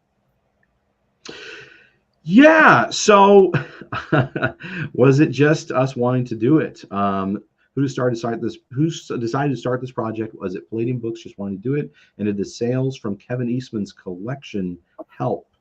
I don't know about sales from Kevin Eastman's collection, but he is going in through his archives to bring us stuff that's never been seen before for the tribute sections and the behind the scenes sections.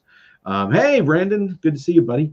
Yeah, this came about. It's really interesting because when I started working on riffs for Savage Worlds with the great folks at Pinnacle, one of the questions I would get was people would ask me, which, just so anyone doesn't know, riffs is considered, I guess you would say, the most popular role-playing game that Palladium Books does.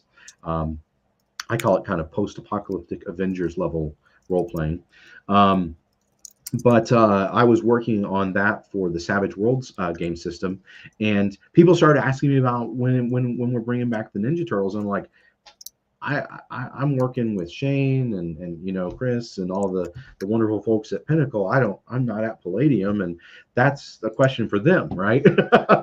But then Kevin shocked me, long story short, and asked me to join him at Palladium as his business partner, and carry the torch into the future, and make sure that the company keeps going, as he steps into not like full retirement or anything, but he's rather focused on writing books and stuff like that. So we immediately, after we started having that conversation, one of the first questions I had was, well, so when are we going to do Turtles again? And we kind of had some secret plans, and we were discussing it. And this is the other thing, is more than anything else combined, we get people asking us about the Ninja Turtles role-playing game. And so some people are like, why are we doing this, this redux, this homage kind of director's cut version of the RPG? Because that's what the fans have been asking us for. And they always almost invariably say, I want the classic back. Right.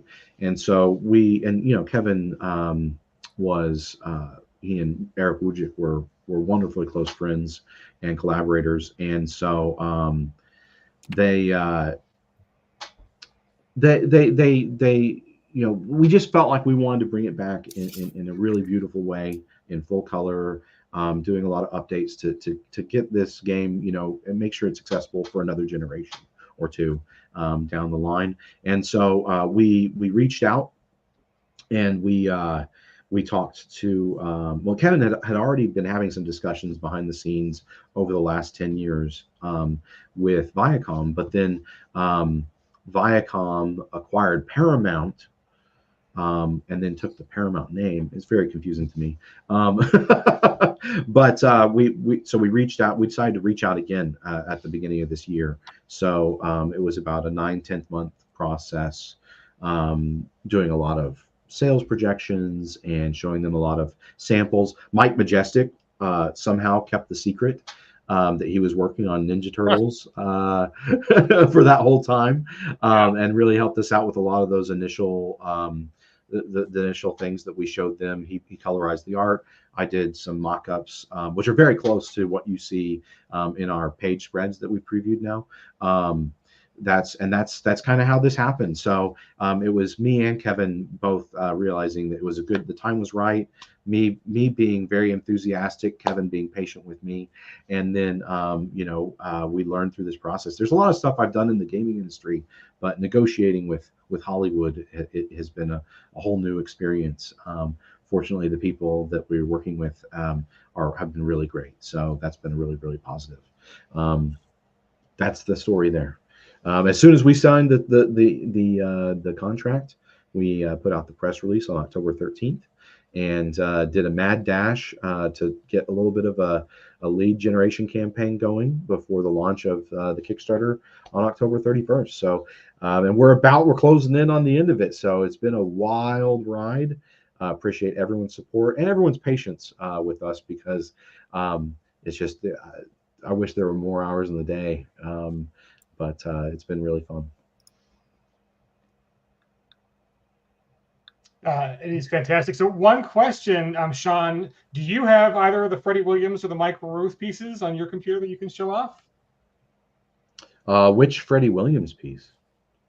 We've got a few from Freddie. Let me see what I have. I do have a Mike Ruth, and I want to make sure that it's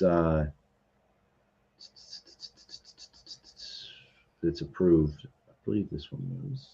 Right, we don't want to get in trouble with our licensor. Yeah. Oh, is that? So, folks, so the folks asking the question while Sean looks that up. We're going to use a survey to kind of take some nominations for which animals you'd like to add as mutants to the book. Yes. We've unlocked those, and after we get a collection of those, the ones with the most nominations we'll put up to a vote. So that'll all happen in a couple weeks now. We'll wait till we get all the information from Kickstarter, and then we'll throw those up for a vote, because all those have been unlocked. So there will be some awesome new mutants added with stats to the book. So. Yep. And let me see. Yeah, I got some stuff to show off then. One moment. So I know I have the inks somewhere and that they've been approved, but I would love to show off this Mike Ruth piece. 1 second. Salcor, rewind, buddy. We showed off some of the Triceratop minis at the beginning of the stream. So. Yeah, at the beginning of the stream. So let's boom. Yeah. Oh, I haven't seen this yet. Who did this? That is Mike Ruth. Nice. So, I love the turkey. Oh, the turkeys. That's Geez, yeah, I couldn't help but say this. Turkey's just standing out. That's pretty cool. That's hilarious.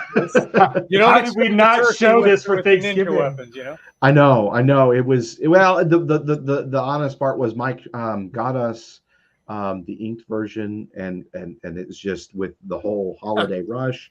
Everyone was out of town, and I will say, if you notice, we put up updates right through the weekend, last weekend, and through the holidays. So it's just there's so much stuff to coordinate. We weren't able to get that officially out to the fans, but here you go. I should say go. And then let me see. I don't know if we can. I'll take your screen down for a second so you don't have to. Yeah, let me see how I do that. Yeah, so the question is, will the book dice mini designs be finalized before? Yes. We'll get you guys the final look before the backer kit. No, probably not before the backer kit goes live, but definitely before the backer kit ends. They will have the final approved for everything, so you can make your choices on which dice sets you want to pick up. If you want to go to a higher pledge, which of the art prints you want to take advantage of. So. Yep. Okay, here we go. Boom. And so I just want to show this off to everyone if you hadn't seen it in our previews yet. Nice. But this is the Kevin Eastman's sketch for the variant cover of the book one variant cover that will be paired with Sophie's variant cover. Why did he do all these like relatively fancy colors on just a sketch? What a psycho. I mean, it's amazing, obviously, but like, yeah, do this colorful gradient for this guy. Come on. Yeah, I mean, it looks beautiful, and I like it. Sketch. You know, yeah, right. But you get an idea of how he's going to be using the color for it. Know. So just compared to my like crappy Photoshop pencil tool black and white sketch. Hey. The cover is beautiful, so there's no complaints here. Is there a large preview of Sophie's cover? I've only seen it on the Kickstarter. Oh, it's really cool. I just haven't seen it really. Yeah, I've got it right here. 1 second. Yeah. What I've seen of it looked really nice, but it's just not. You can't blow it up. I got it. Just a second. Okay. Cool. Yeah, so any retailers asking, after we verify your retailer status, we can actually customize your order at the wholesale price. So yes, retailers get in, and we can get you taken care of. Actually, Ihan, all you need to do is click on back this project on Kickstarter for $1, no pledge, and you're good to go. Jason, we have shown the preliminaries for the green foil versions. They're on the campaign page. If you look at the front page, zoom down a bit, those are mock-ups. So we don't actually have those manufactured and photographed, but those the green foil versions are on the campaign page. Yep, we can show off hopefully in just a minute as well. But yeah, if you can share my screen, Chris. Yeah, let me get rid of the comment and boom. And yeah, there it is. Yeah. Oh, nice. Is the dinosaur holding a weapon? Yeah. Yes.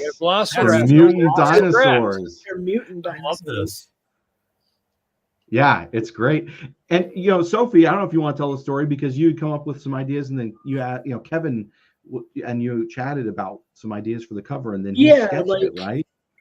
Covers are not my forte, and I came up with these kind of like, I don't know, more like pin-up-y kind of like just characters jumping and looking cool or whatever kind of cover. And Kevin was like, no, it should tell a story of some kind, right?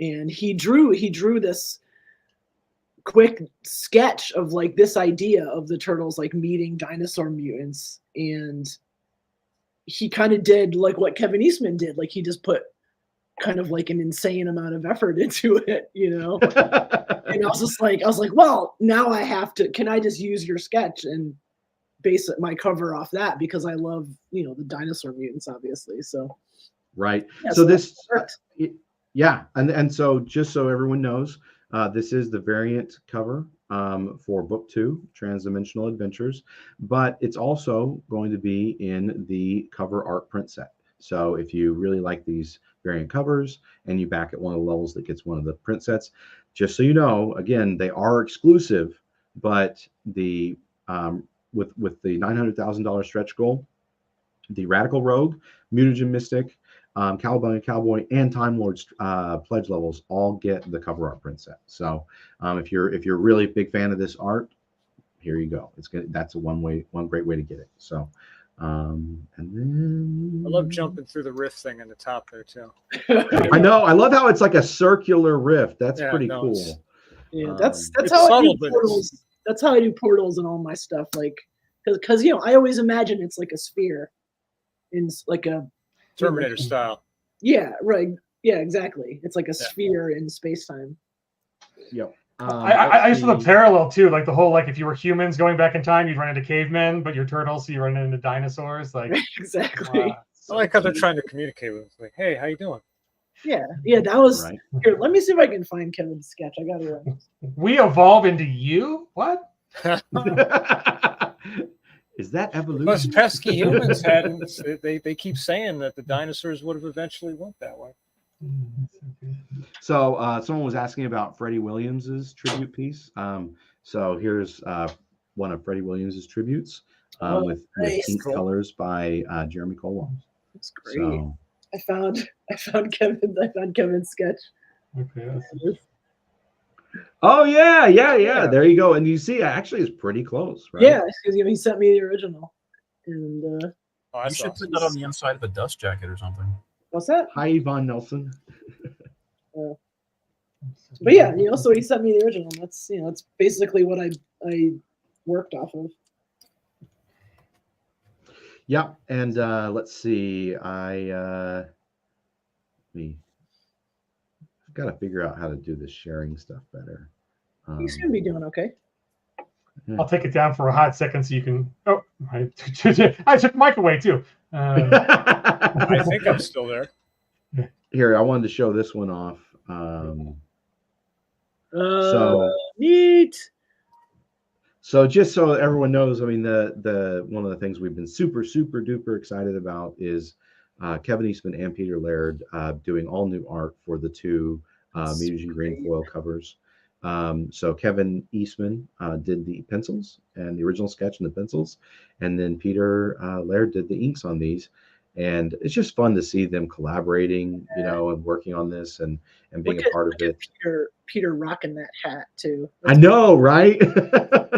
And it's fun to see them smiling and having a good time. So you can check that they said it was the 2 dudes kicking it old school. So in our update, I think it was update number 4. But yeah, so just want to show that off. For me, that was something that was really cool to, you know, I'd never met Kevin Eastman before, and you know, never interacted with either of the creators, and so getting to know them and communicate with them, and they're just really great people. Kevin Simbita often says, you know, they've had massive success, obviously, with the Ninja Turtles, and he said success couldn't have come to 2 nicer guys. So it's been really neat interacting with them. Yeah, but yeah, I'll go ahead and stop sharing again. So I think that's all the major stuff I want to share, except if we want to show off some of the full page previews, I've got that ready as well. Please understand how important what you all are doing is. So important. Thank you, Eric. Yeah, we're doing our best. We're trying to make another slice of history and bring everything back around again.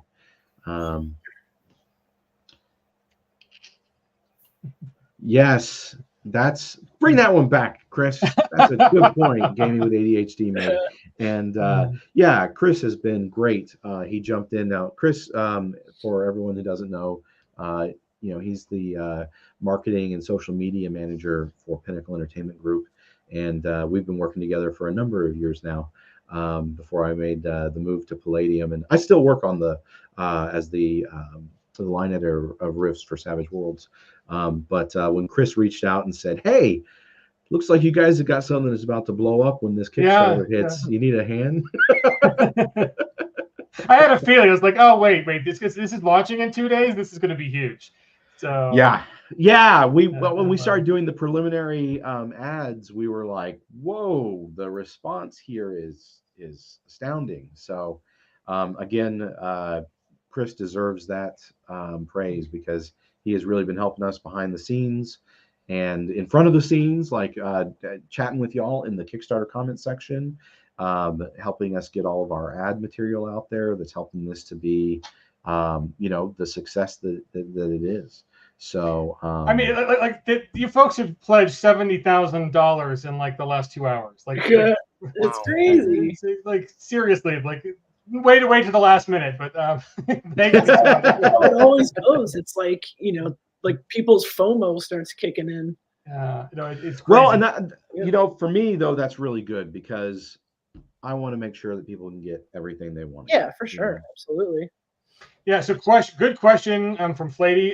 So through Kickstarter, you can pick one pledge level or no pledge, and then during the backer kit, you can do add-ons more, but you can't do multiple copies of the same pledge through the Kickstarter interface. But pledge backer kit during the pledge manager phase will be able to handle how all the expansionary needs you need. But either pick one tier for now, or no pledge, whatever it is. But 100% of the money you take on the Kickstarter goes and will be credited to the backer kit. And then in backer kit, you have a lot more options on what you want to pick out. So, and if you if you do want to do something and you like that, and you have a hard time for whatever reason in the interface in backer kit and making that happen, just reach out to us via backer kit. You can also call our office.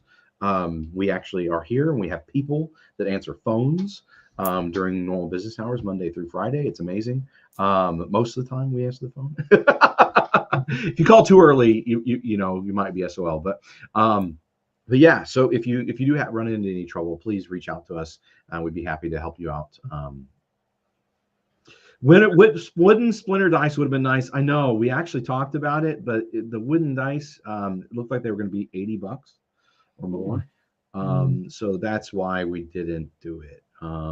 Just because we thought, that's a bit rich for my blood. And the other thing is, when you do things like this, you have to hit certain numbers of certain minimum order quantities. So if we offered it, we didn't want to have to say, oh, well, not enough people got the minimum order quantity, nobody gets the dice, and then we have to do refunds and stuff like that. Yeah, Kevin Eastman's variant book 1 cover. It looks awesome. I mean, he wanted to, again, homage the themes of the original cover, but bring a lot more into it when we were talking to him about it. And so I think what he's doing looks stellar, of course. It's funny, if you don't mind my adding on that, it almost gives me a Warriors vibe. The film The Warriors. Yeah. Yeah. It's just, everything about this particular project, of course, is screaming 80s. That's another thing I love about it, because it just has that vibe. The original cover had that vibe. The updated cover sort of, had that vibe. His sketch kind of has that vibe. Yeah. I love what he did with the sketch. It looks really cool. Yeah, the nostalgia runs hard in this campaign. Like, it does. Yeah. It does. It's crazy. Well, hey, and speaking of nostalgia, I will share my screen so that we can take a look at some of the previews of the pages.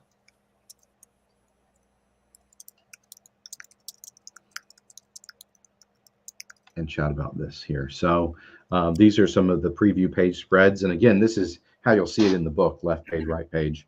And a lot of intentionality there as we're going through. So you can kind of take a look at what a lot of people have been really bold over when they see the full color art with the new layout, with the fresh tables and all that kind of stuff. So you can check this out here. Some people have asked, hey, what are some of the things that you're doing in here?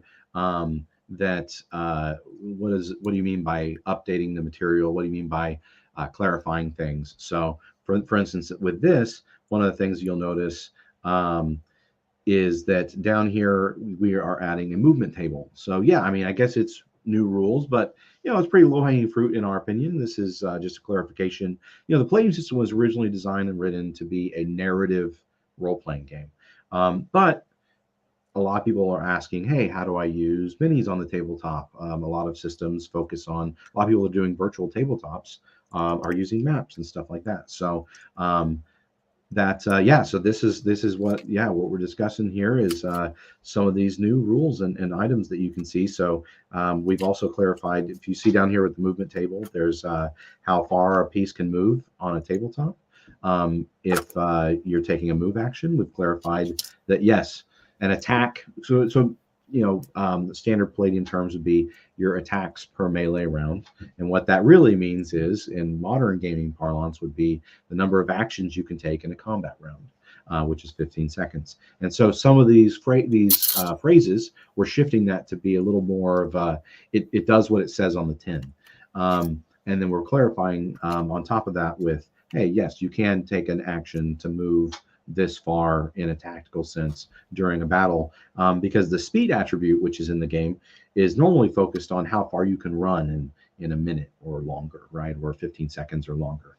And then let's see, we've updated the glossary, for instance, on the left side of this page, with a lot, just slight updates to make sure that the terms are more modern, and give you a basic breakdown of what you could expect to hear at a modern gaming table. Because some of those terms have shifted a little bit since the early 80s. And let's see, just a kind of a preview of what some of these new pages look like, with the growth steps and the new comics. Another thing, for instance, that we've been working on is clarifying some of the combat. So when you have initiative, there's certain terms like sneak attacks or long range surprise attacks. We're clarifying, hey, all those are ambushes. They always have the initiative. If someone initiates sudden violence, the game master might decide, oh, that player, decked the guy, and no one had expected it. So they start with the initiative, and then everyone else rolls after that. So a lot of little things, clarifying terms like, when someone's wearing armor, is that natural armor or is it body armor, and how does that affect the gameplay? So little things, as well as things like, nowadays it's very common to say, if you roll a 5 or higher, then XYZ happens. But a lot of the older phrasing in these books said, if you don't roll a 4 or worse. So it's not that it's like a wrong way to put the rules. It's just a way that maybe modern gamers, it doesn't sound as familiar to them. So updating a lot of little phrasing like that to make sure it's as easy to jump in as ever for new, old or new people. So, hey, what's up, Jeff? So yeah, we've got, and then you can see here, we've got like the different ancient weapons, and people ask, oh, what's in color? Everything's in color, right? So we've got all of this here, so you can see the Terror Bears spread. But yeah, that's the basics of what we've got going in the updates for the text. So just wanted to kind of get that in front of everybody so you can see what we put out there. You can see a lot higher resolution version of that on the main campaign page and in the updates that we've put out. So, but just wanted to give you guys a quick overview of all of that. So, and again, it's the text. My thoughts with the text and the layout is, hey, we just like the new cover art is an homage to the original cover art. The interior of the book is an homage. It's funny, the homage was so good that a few of our fans, when they first saw it and were just blown away, they thought it was the same art. And it's but it's so close that in your mind it does look like that old art, right? It evokes that old art immediately in your mind, and we're hoping the same thing with all of the additions and updates and clarifications in the books. Feels like the same game, same classic game, just reduxed.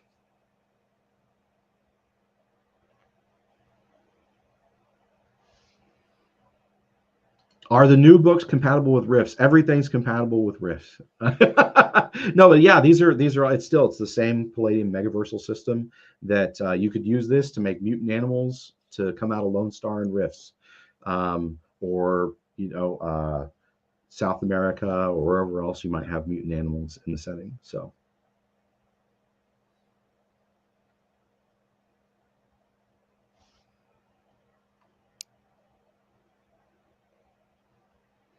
Yeah, we like Sophie's cover too.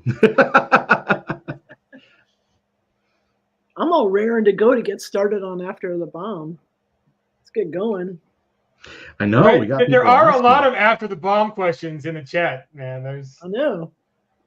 So yeah, Sean, how comfortable are you talking about options for the future at this point? I mean, I don't want to push you into spoiling anything or whatever, but right. We know the boss is watching, so Jeff's in the chat. Jeff on the side over here too. Yeah. Joe, we don't want to announce anything. I mean, After the Bomb, that's separate. That's from the Ninja Turtles IP. But it's really great seeing everyone so excited about After the Bomb. I will say right now, available in the Palladium Books web store. You go to palladiumbooks.com. Yeah, you can get After the Bomb, the second edition. It's there. All the source books are still in print. The cool thing is that about the second edition is that it includes the mutant animals from all of the source books in its text. So you can easily go and reference those and have the updated versions of those. So it's there. But of course, this is something really cool and new that we're doing with the Ninja Turtles. And so this is a sign of the future, of things that we want to do in the future moving forward. So we'd be really excited to do more work on full color hardcover books in the future for Palladium. And we want to do that strategically. We don't want to just come out with all the Rift source books starting at source book number 92, right, are all starting in color and hardcover. That would be really weird, right? But we want to make those decisions carefully and as we move forward. But as you may have noticed, if you're fans and you've seen Titan Robotics or the new, I should say it's the second edition of Yinslath Jungles for the Palladium Fantasy role-playing game. There's slightly refreshed layouts. There's rear indexes, a new style of table of contents. So all these things are designed to help update the presentation of all the games and make sure that they're up to modern standards and presentation values. I highly recommend picking up the revised After the Bomb book, like the big thick one. That it has like all those like vestigial traits you can do. Yes, it has some, and it's perfectly compatible, right? It is the same game system. Yeah, yep. That's Eric Widgick's masterpiece, in my opinion. Oh, I agree. Well, it's the one of the last things that he did for Palladium, right? So, if not the last. So, that's something I would say is a great suggestion, Sophie. If you guys are just chomping at the bit to get this, I would say, yeah, go pick up After the Bomb right now. You can get started, right? Right. It's got all the animals from all the source books, and it's got like new, like weird, like dino chicken mutants that you can. But yeah, you can mix and match that stuff. It all uses the same bio-E mechanic system. Right. So that's a really great way you can get in now. Obviously, we're going to be having a bunch of new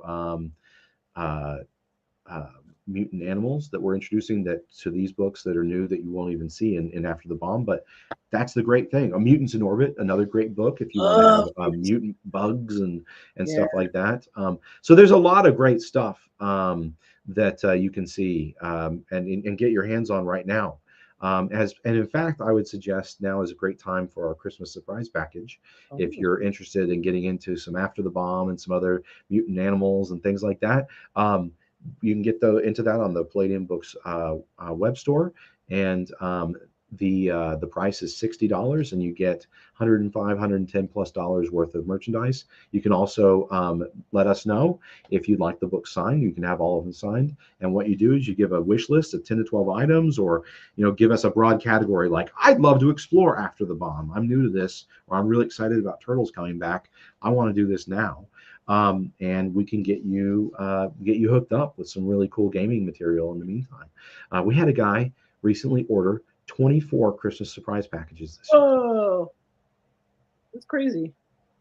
It was insane. I already have all these books, but I'm kind of tempted to do the Christmas surprise thing. Yeah, he did like, what was it, like 9, then 6, then 4, then 3, or 12 and 9. It was crazy how many he was ordering. So, Yeah, but he was saying it was obviously he's rebuilding a collection.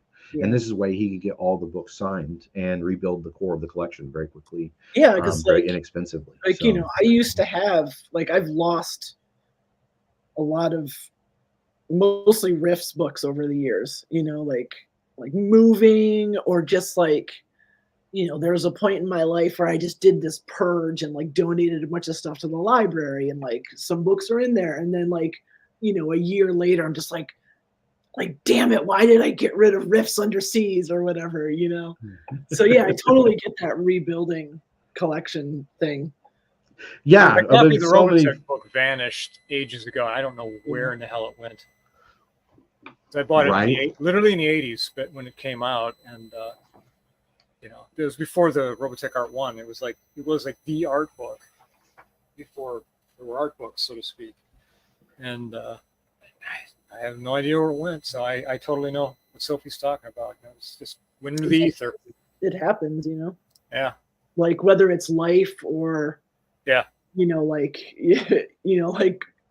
existential crisis or something where you're just like, I gotta get rid of this stuff. It might have been just I might have loaned it to somebody, and that too. Yeah, that happens. I don't remember. Sure. It's like I've got a boatload of anime art books I've buying since the 80s as well. Those are all here. That particular one, I don't know where it went, because I really loved that book back in the day. I mean, I wasn't an avid role-playing gamer, but that was the first Palladium book, like I said earlier, that I picked up. By the way, I have noticed some people talking about, we went on Ninja Turtles Power Hour. We were on a whole bunch of different gaming with ADHD, a whole bunch of channels. I can't even keep my mind straight on all of them. But we just want to say thank you to everyone who had us on for an interview recently. We've really enjoyed it. The fan response has been stellar. And we really appreciate your support and helping us get things out there. By the way, the Badger is in the original TMNT and Other Strangeness. You can pick up After the Bomb 2nd edition right now if you want to get the rules for making your own Mutant Honey Badger, and that can help you wait over until we get these books to you in as lickety split as we can. So the Honey Badger is already in the books. So yeah, I think I saw somebody mention Sloth, and Sloth is in, I think, Yucatan, and that's in. And then it's in After the Bomb 2nd edition. Yeah, it's a big book. Yep.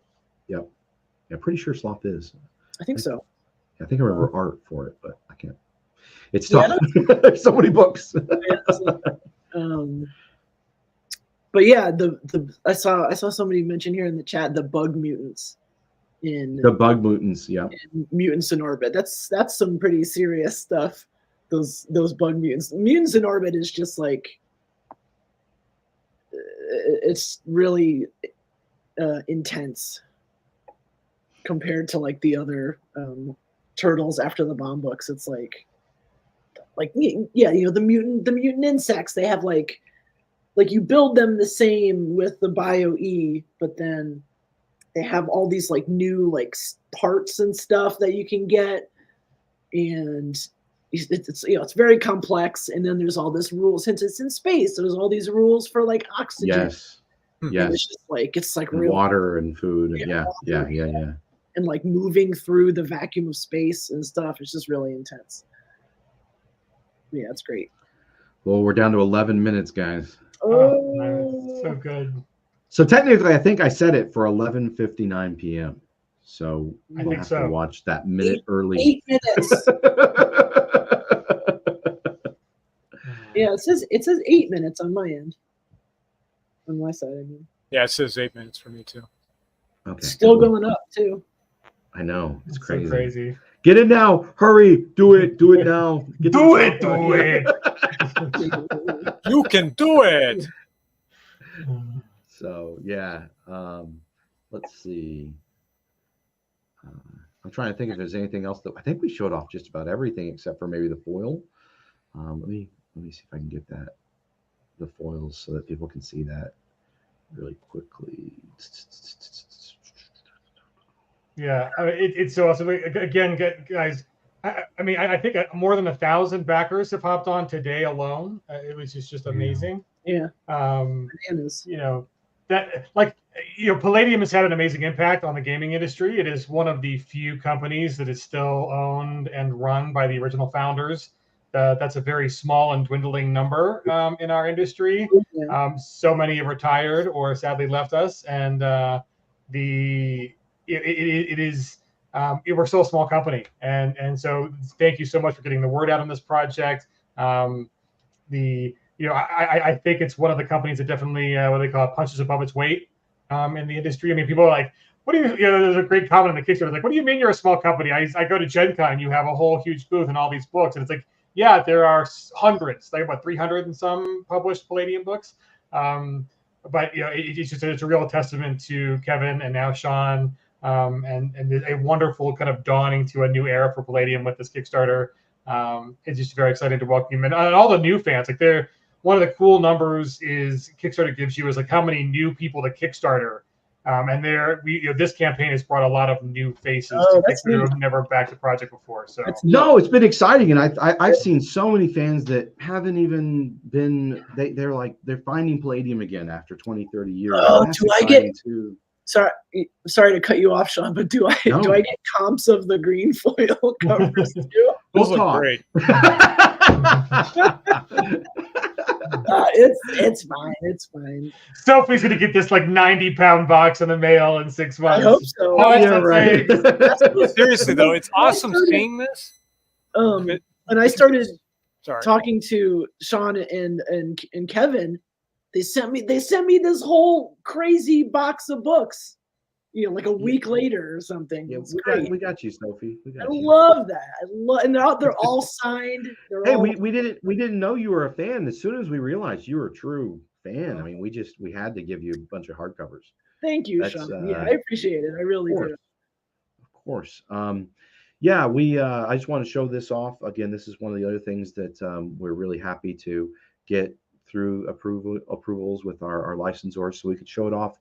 And just these beautiful covers by Eastman and Laird. It's so cool to see them working together to make this happen for us, and just to have their support. I mean, I think that's a testament to how much they enjoyed working with, because this is one of the first licensed things that they ever did for the Turtles before there was cartoons or games or I feel like toys. It was the first.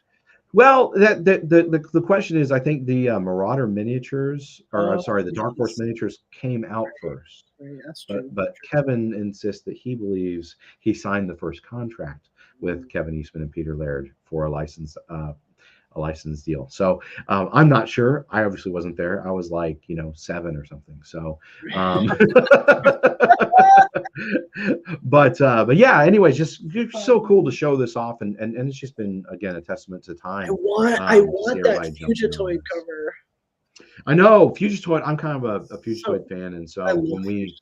And that was another great thing that our licensors were able to do. Thanks to Jeff in the chat. Yes, it was getting us permission to be able to add Fugitoid to the book. And he was apparent in some of the art, but we didn't have a full entry and write up for him. Adding him to the miniature set, adding him to the books, just a cool little dream come true. So Fugitoid, like he's gonna have like stats and everything.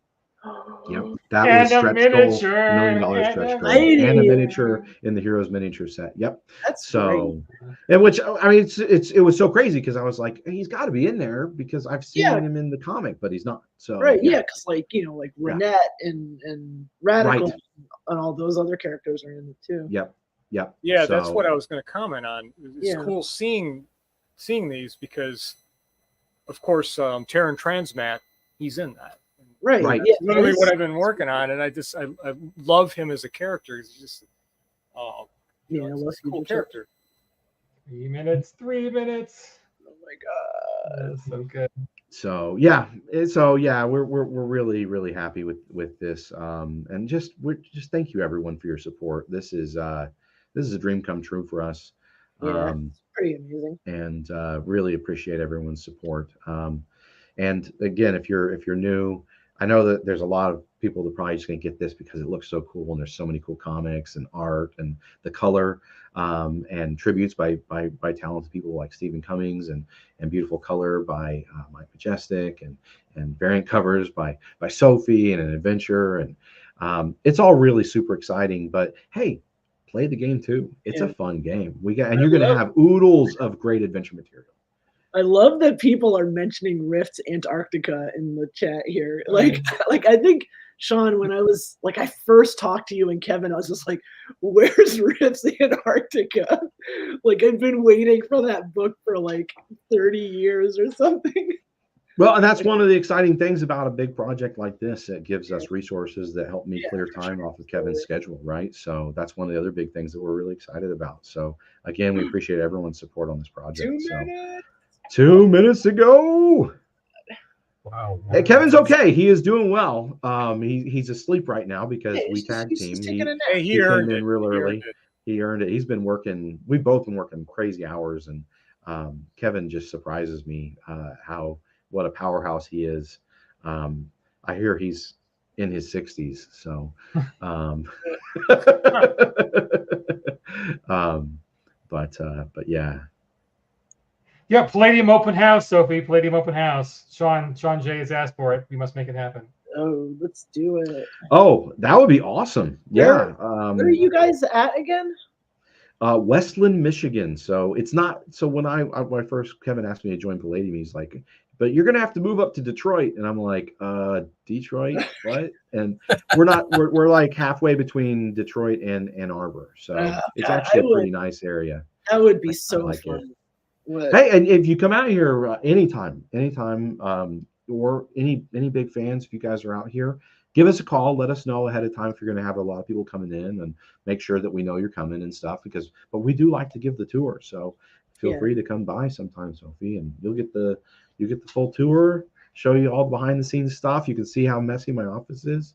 Yeah. The next time I have a layover up that way, I'll take you up on that offer. You better. And man, I'm gonna have to respond to you soon. I know you have a little bit of an open time in your schedule right now. Kevin and I are already chatting about things we can have you do, Stephen. So thank you. It's exciting. And I just like to say ahead of the 40-second deadline here, congratulations on this awesome thing you've done. Thank you. All us old people are absolutely thrilled that you brought this back. Well, we're happy to do it. It's been a passion project, and it's kind of surreal to see it shutting down now. About to end. 20 seconds. Oh my God. Mark Morant. What's up, buddy? That's one of my OG gaming buddies. Thanks for joining the chat, Mark. Jeff, thank you for staying up with us. Woo! Jeff, buddy. We owe Jeff so much. Jeff coined the celebration. 3, 2, 1. Oh, congratulations, everybody. Oh, wow. Some people slid at the last moment there. Oh, it's got all this confetti and stuff. I've never seen that before. That's cool. That's cute. Oh, thanks, Jeff. Hey, and Jeff, thanks to you and the team at Paramount and Nickelodeon. It's been really great working with y'all. We look forward to doing lots of cool stuff in the future as well. So yes, Jeff was like approving stuff at like 11 p.m. on Thanksgiving. Yeah. By the way, guys, Jeff has been amazing. So we really appreciate him helping us get all this stuff happening. It's been amazing. So thanks so much, guys. Yes, wow, I'm getting getting a little verklempt. Oh, this is really cool. 8380. Just let it out, Sean. Thank you guys so much. So this good. is really cool. This is a dream come true, and yeah, it's just cool to see the fans of finding Palladium. So many fans finding Palladium again, and getting back into things. It's just super cool. And man, the Turtles. What better fan? There's no better fan group out there. We've met some really cool people. I don't know if Rob's here in the chat, but we've just been meeting really, really great people that have started. There's already a Palladium a Facebook group for the TMNT and other Strangeness Redux. So you can get in there and jump in. I don't think there's a Discord yet. Got to get on that. Oh, Mike's in the chat. Mike. Hey, Mike. How you doing? That's another artist that jumped in. The story I heard was that Mike ran into Freddie Williams at a convention, and he was like, "How do I get in on this?" So, I hope you guys all enjoy the stretch goals. I mean, we're going to hit it, and I know that a lot of this is you guys are waiting around to see the minis before you get them, and that by itself would probably push us over the stretch goals. So we just wanted to make sure everybody got that. Oh my God, so good, so good. Well, we are thrilled that you are thrilled. It is really touching just how many people have shared reminiscences. I think over the next 2 weeks while we have to wait for Kickstarter to finalize everything. So basically it takes a couple of weeks because they are going to charge your cards probably starting tonight or tomorrow, and then they give all the folks who just happen to maybe overdraw their cards a little bit from all the holiday spending a couple of weeks to rectify that before they kind of shut it down. And so in about a month's time, they'll be like, "Hey, Palladium, here is the, oh my God, check for $1 million. And we will move that over to Backer Kit, and so you can play around with it and do your upgrades and all that wonderful stuff. And so Kickstarter should be billing you any moment now for whatever your pledge was. And then during the Backer Kit phase, you have many months to upgrade. Kickstarter terms, we don't do refunds, so it's only up from there. But the right, like the credit card companies might be smoking from all the stuff during Black Friday and Cyber Monday and all that stuff. Hope your wallets don't burst into flames, guys. Thanks for the support. Yeah, so Kickstarter will bill you within the next couple hours, maybe tomorrow at the latest, and so it's within 24 hours. And then any upgrades you make will be several weeks from now when we'll open up the pledge manager. That'll be open for several months. You guys can upgrade your pledges. There will be some fun surprises in the pledge manager as well. And folks, just between now and then it'll be kind of quiet. We'll show you some more updates as they come in, but we won't be spamming you as hard as we were to get you to back. But we really appreciate it. It's amazing that more than 1,000 people just came in this last day.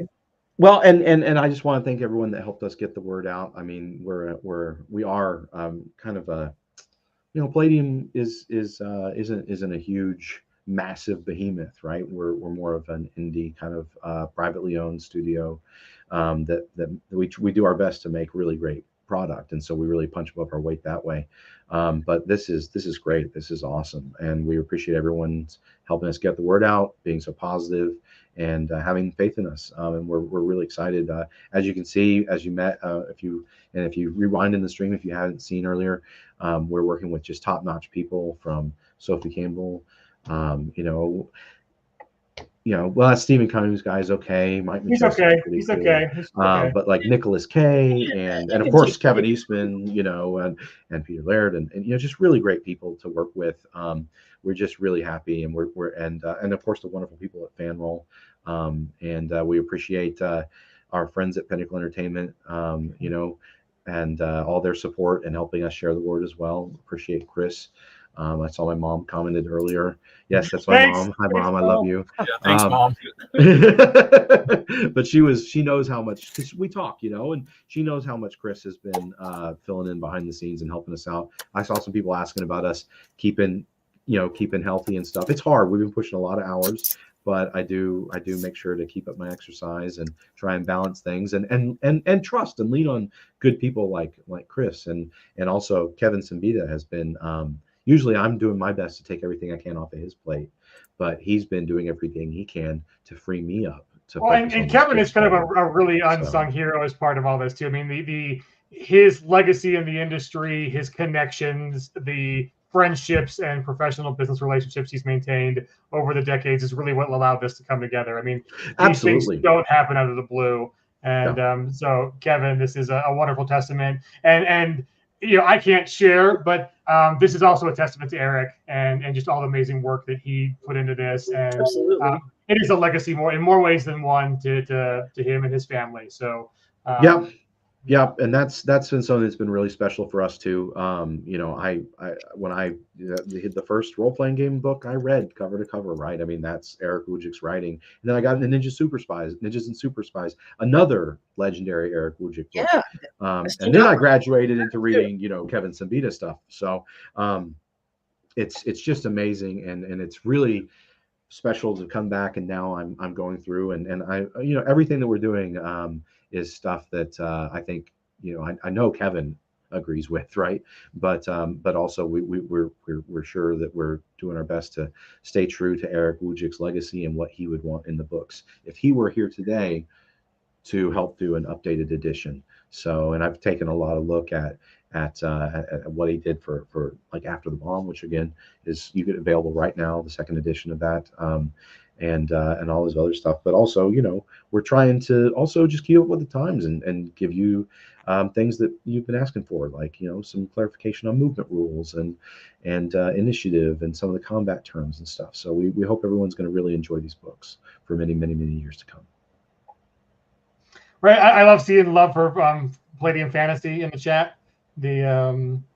So yeah, if you're looking for Palladium Fantasy. Troglodytes, my favorite. Yeah, we have a deal now. If next time we do anything with troglodytes, Sophie gets to illustrate them. Yes, I love it's them. Official. Oh no take backs. No take backs. You said it. It's so it has been said. So it has to be done. I will be there if there's troglodytes involved. David, buddy, thanks for staying up with us. Really appreciate it. Oh my God, so good. So we're not going to stick around too much longer, folks. Everybody does need to go get some sleep. It is the middle of the week, and some of us work tomorrow too. But right, Mouse Guard love in the chat, so good. Mouse Guard, oh, it's so good. Yeah. So cough, Mouse Guard RPG. Anyone? Let's do this. Come on, let's make it happen. Oh, so good. But you know, thanks everybody. It has been amazing. The turnout was more than anybody expected. Yeah. We are just so glad that Eric's legacy is living on, that Kevin's legacy in this industry has just been so amazing. And this is a big feather in Sean's cap for the next generation of what Palladium's going to do. So, okay, we need to get on it. Can we bring Mouse Guard to, like, say, you know, Palladium or Savage Worlds, or let's do this. Share the love. Oh my God! So we appreciate you. There you go. You could go. I'm sure a quick Google search, you guys can have your hands on a Mascot RPG. Right. So, you know, I'm buying it in the other channel right now. Might give you some good ideas for what you could do with that After the Bomb book until you get your turtle stuff. So. No, but so yeah, the work is just getting started, folks. Well, actually, just getting started. So much of it has already been done. There's a ton of stuff that we'll be showing you that once it's final approval. Like, I mean, like, talking about the minis for a hot second. The turtle miniatures were one of the first things when we decided to take this to a campaign that we put in for approval. And the amazing folks at Paramount. So here's the cool thing: they want to make sure that these miniatures are truly unique. So in addition to making the sculpt true to the perfect, RPG. Right, they have to be true to the RPG, true to the original kind of art and the new art, but also unique from all the other sculpts that all the other toy makers have made with the turtles. So they know, they have the ability to be like, you know, this pose is a little too similar to this thing. So let's give folks something that they can't get anywhere else. So it is a very good thing that these are going through the process of approval and the back and forth. The team there has been pretty fantastic to us, and it's making for everything's better because of it. So we know it's a little frustrating we couldn't show you all the stuff at the very first day of the campaign, but this was kind of a wonderful hybrid campaign of, like, a whole lot of stuff that's already guaranteed, it's already done, that's, you know, very little risk, and then a whole bunch of stuff it's going to be new and exciting, like doing all the miniatures and getting all those awesome dice and all the extras. So I'm yeah, very excited about the minis. Yeah. Well, and the other thing I'll say is, Turtles that can be with tough tails when you and- have to wait, but it's because everyone cares about the legacy of the Turtles, Yeah. and just wants it to be the best product possible. And the other thing is, a lot of this stuff is just great. I'm just so excited we got to do it.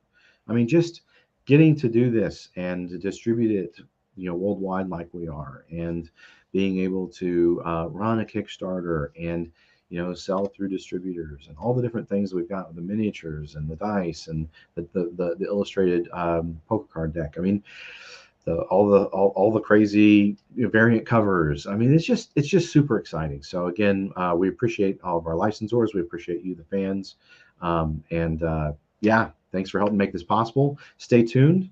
We do need to sleep a little more. We are going to start doing things like taking off weekends, maybe, trying to enjoy the holidays upcoming. But as Chris said, it takes about 3 weeks or so for all this stuff to get processed, and then we'll be setting. And in the meantime, we'll be setting a lot of this stuff up for the backer kit, including we're getting with our manufacturer right now.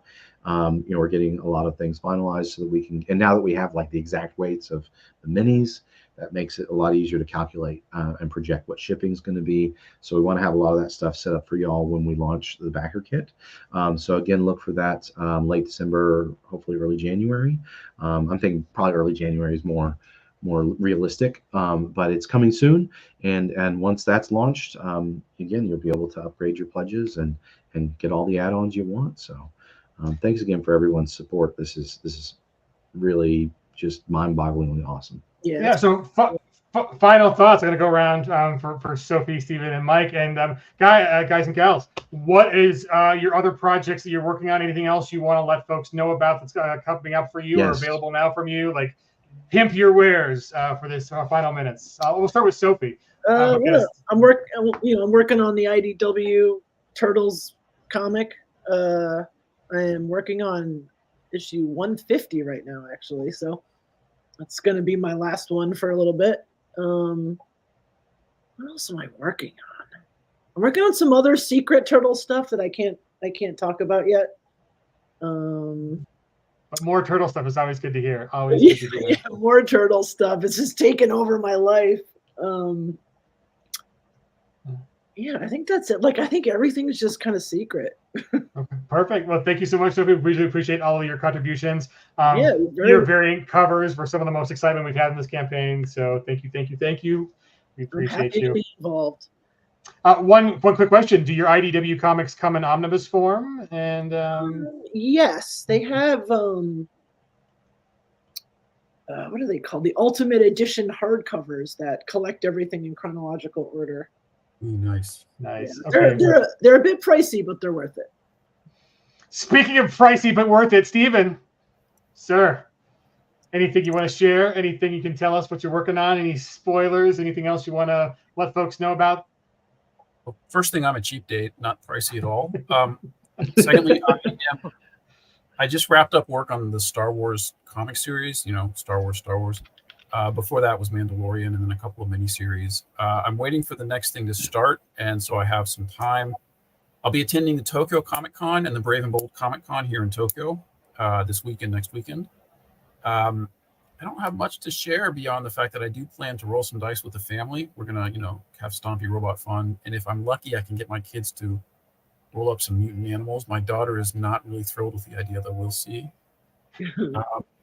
Otherwise, you can find my books at Amazon. Star Wars stuff. My Image series Wayward, check it out. And Sean, guys, thanks for letting me be a part of this. I was thrilled that you reached out because Ninja Turtles are awesome, and they're a big part of my comic youth. And if you guys, and also you guys take a look. I mean, you can see Steven's art in Coalition Manhunters. As well as Creature Feature, Beyond Supernatural Creature Feature, Rift's Titan Robotics, which I also co-authored. So go check it out. And also, Steven has a lot of really stellar art, and as well as Mike Majestic in the upcoming Rifts Antarctica as well. And Mike Majestic did the cover art and other interior art for Titan Robotics as well. So big thanks to both these guys for helping me look good. My simple words on a page look good. So thanks, Jeff. Thanks for chiming in. thank you so much, Jeff. Yeah. Last but certainly not least, hopefully he's still here and hasn't fallen asleep, Mike Majestic. No, Sir. I'm still here. Well, currently I'm working on Guide to the Universe, so that's what I have in front of me at the moment. I'll be working on that and whatever additional turtle stuff gets thrown at me, including some of the. I know I've been Stephen Cummings piece to work on as well. Beyond that, it's funny. I was mainly working on my own stuff. I was working on 3D printing stuff. I've been doing that for a good year and released a bunch of unique 3D printable sci-fi fighters, kind of old school garage kit 80s, like Japanese model kit style. And I'll probably be returning to that to some degree when things calm down. Some of my own material, but yeah, currently it's mainly been the turtles, and it's been fun. It's been an absolute blast working on this. Yeah, Mike, where can people, if they want to check out your model stuff? You have a DeviantArt page, Vulnpro, correct? Yep, you can essentially Google Vulnpro Studio and my name, Mike Majestic, Majestic, real last name. It's on my license. So I wish I had that last name. That's a cool yeah. name. Sometimes people. It's weird. I never thought about it until I was much older. But it sounds like a pen name. Yeah, I'm pretty much on all social media. I'm on Twitter. I'm on Instagram. I'm on Facebook and all that. Haven't posted a great deal because I've been too busy working on this stuff. But yeah, my work is all over the place. DeviantArt, Instagram, Twitter, you name it. The work is all over the place, but the quality is not all over the place. The quality is always excellent. Yes. Well, thank you. I appreciate it. It's been really special working with you on this. I mean, guys, Mike did the kind of research that what kind of lights, what kind of chemicals were they using in the lights in the 80s in New York, as opposed to say like that's Tokyo. More of a city thing. I mean, it was I guess that I knew about that from working on my own stuff. I just became obsessed with how cities right. But now that's in the background of some of these pieces that you see. Well, New York is very sodium vapor. Yeah. Sodium vapor. So weirdly, out of the different page spreads that we have approved to show off, I don't have any that show that off very well. So gotcha. But, that's Kevin Collin. Right. Just woke up. So, but yeah, it's true. I did a lot of additional research beyond that. I mean, the light thing I just kind of knew from prior stuff, but yeah, I did that because it's set in New York, and it just seemed like it's a very orange, kind of yellow, warm hued lighting. Sometimes there's greens and whatnot. Whereas cities like Tokyo and Seoul are very like fluorescent, very cool, right. So. But yeah, no, I mean, it's just that kind of attention to detail. It adds, like, it's a subconscious thing. You might not even think about it, right, as a viewer. Yeah, it's just stuff that I like to do. Right, but when you see that in the book, it just screams 1980s New York Ninja Turtles, man. I mean, and it might be the same thing with the colors for April O'Neil's outfit. Yep, that was were researched from So it's just slight 80s kind of. Because everything had that kind of semi-neon-ish kind of that weird palette, color palette, and the thing is, I definitely had first seen the book in Alcove Hobbies in the 80s, so I was aware of it, and I remember it fondly. I mean, because I remember going to Alcove Hobbies with my father. He was a modeler, and I'd go there getting model kits, like all the imported stuff from Japan, and like the Dugram kits and things like that. And I'd see this shelf that was along the wall near the windows, and that was all the role-playing game books. Even though I wasn't into it, because I was more of just doing the art thing, and modeling was kind of my thing. I remember those books, and I remember that book, the cover for Teenage Mutant Ninja Turtles and Other Strangeness. So I was very well aware of it. And then, of course, like I said, the Robotech one was the first one I got from Palladium. So there's oddly enough a nostalgia for me, even though I didn't play the game, about the book, just because it connects me to my father, who passed away in 2018. I spent years taking care of him. That's why I kind of disappeared from the art scene you disappeared from Palladium for a little while. Yep. Yeah, it was like 9 years taking care of him. So Yeah. it's been wild coming back to that, to doing this. And I did a gig with Animal Logic Sydney prior to this. That was pretty cool. Yeah, doing some cool Hollywood stuff. So, well, cool beans. Well, Chris, is there anything you want to talk about? What are you doing?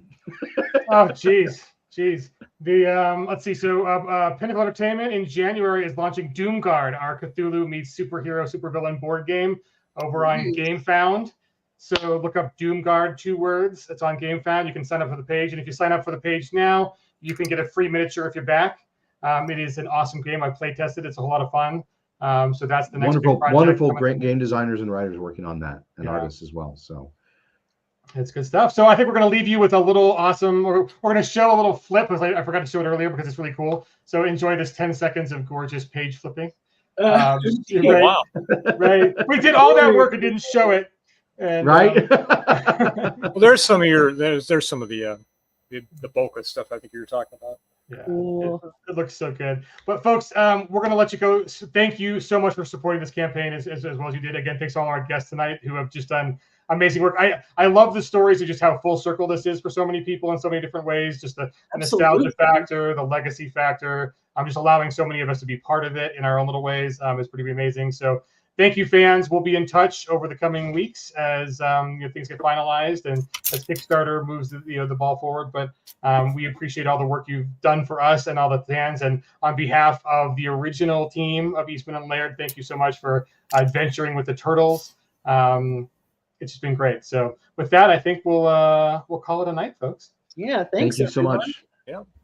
Good eve. See ya.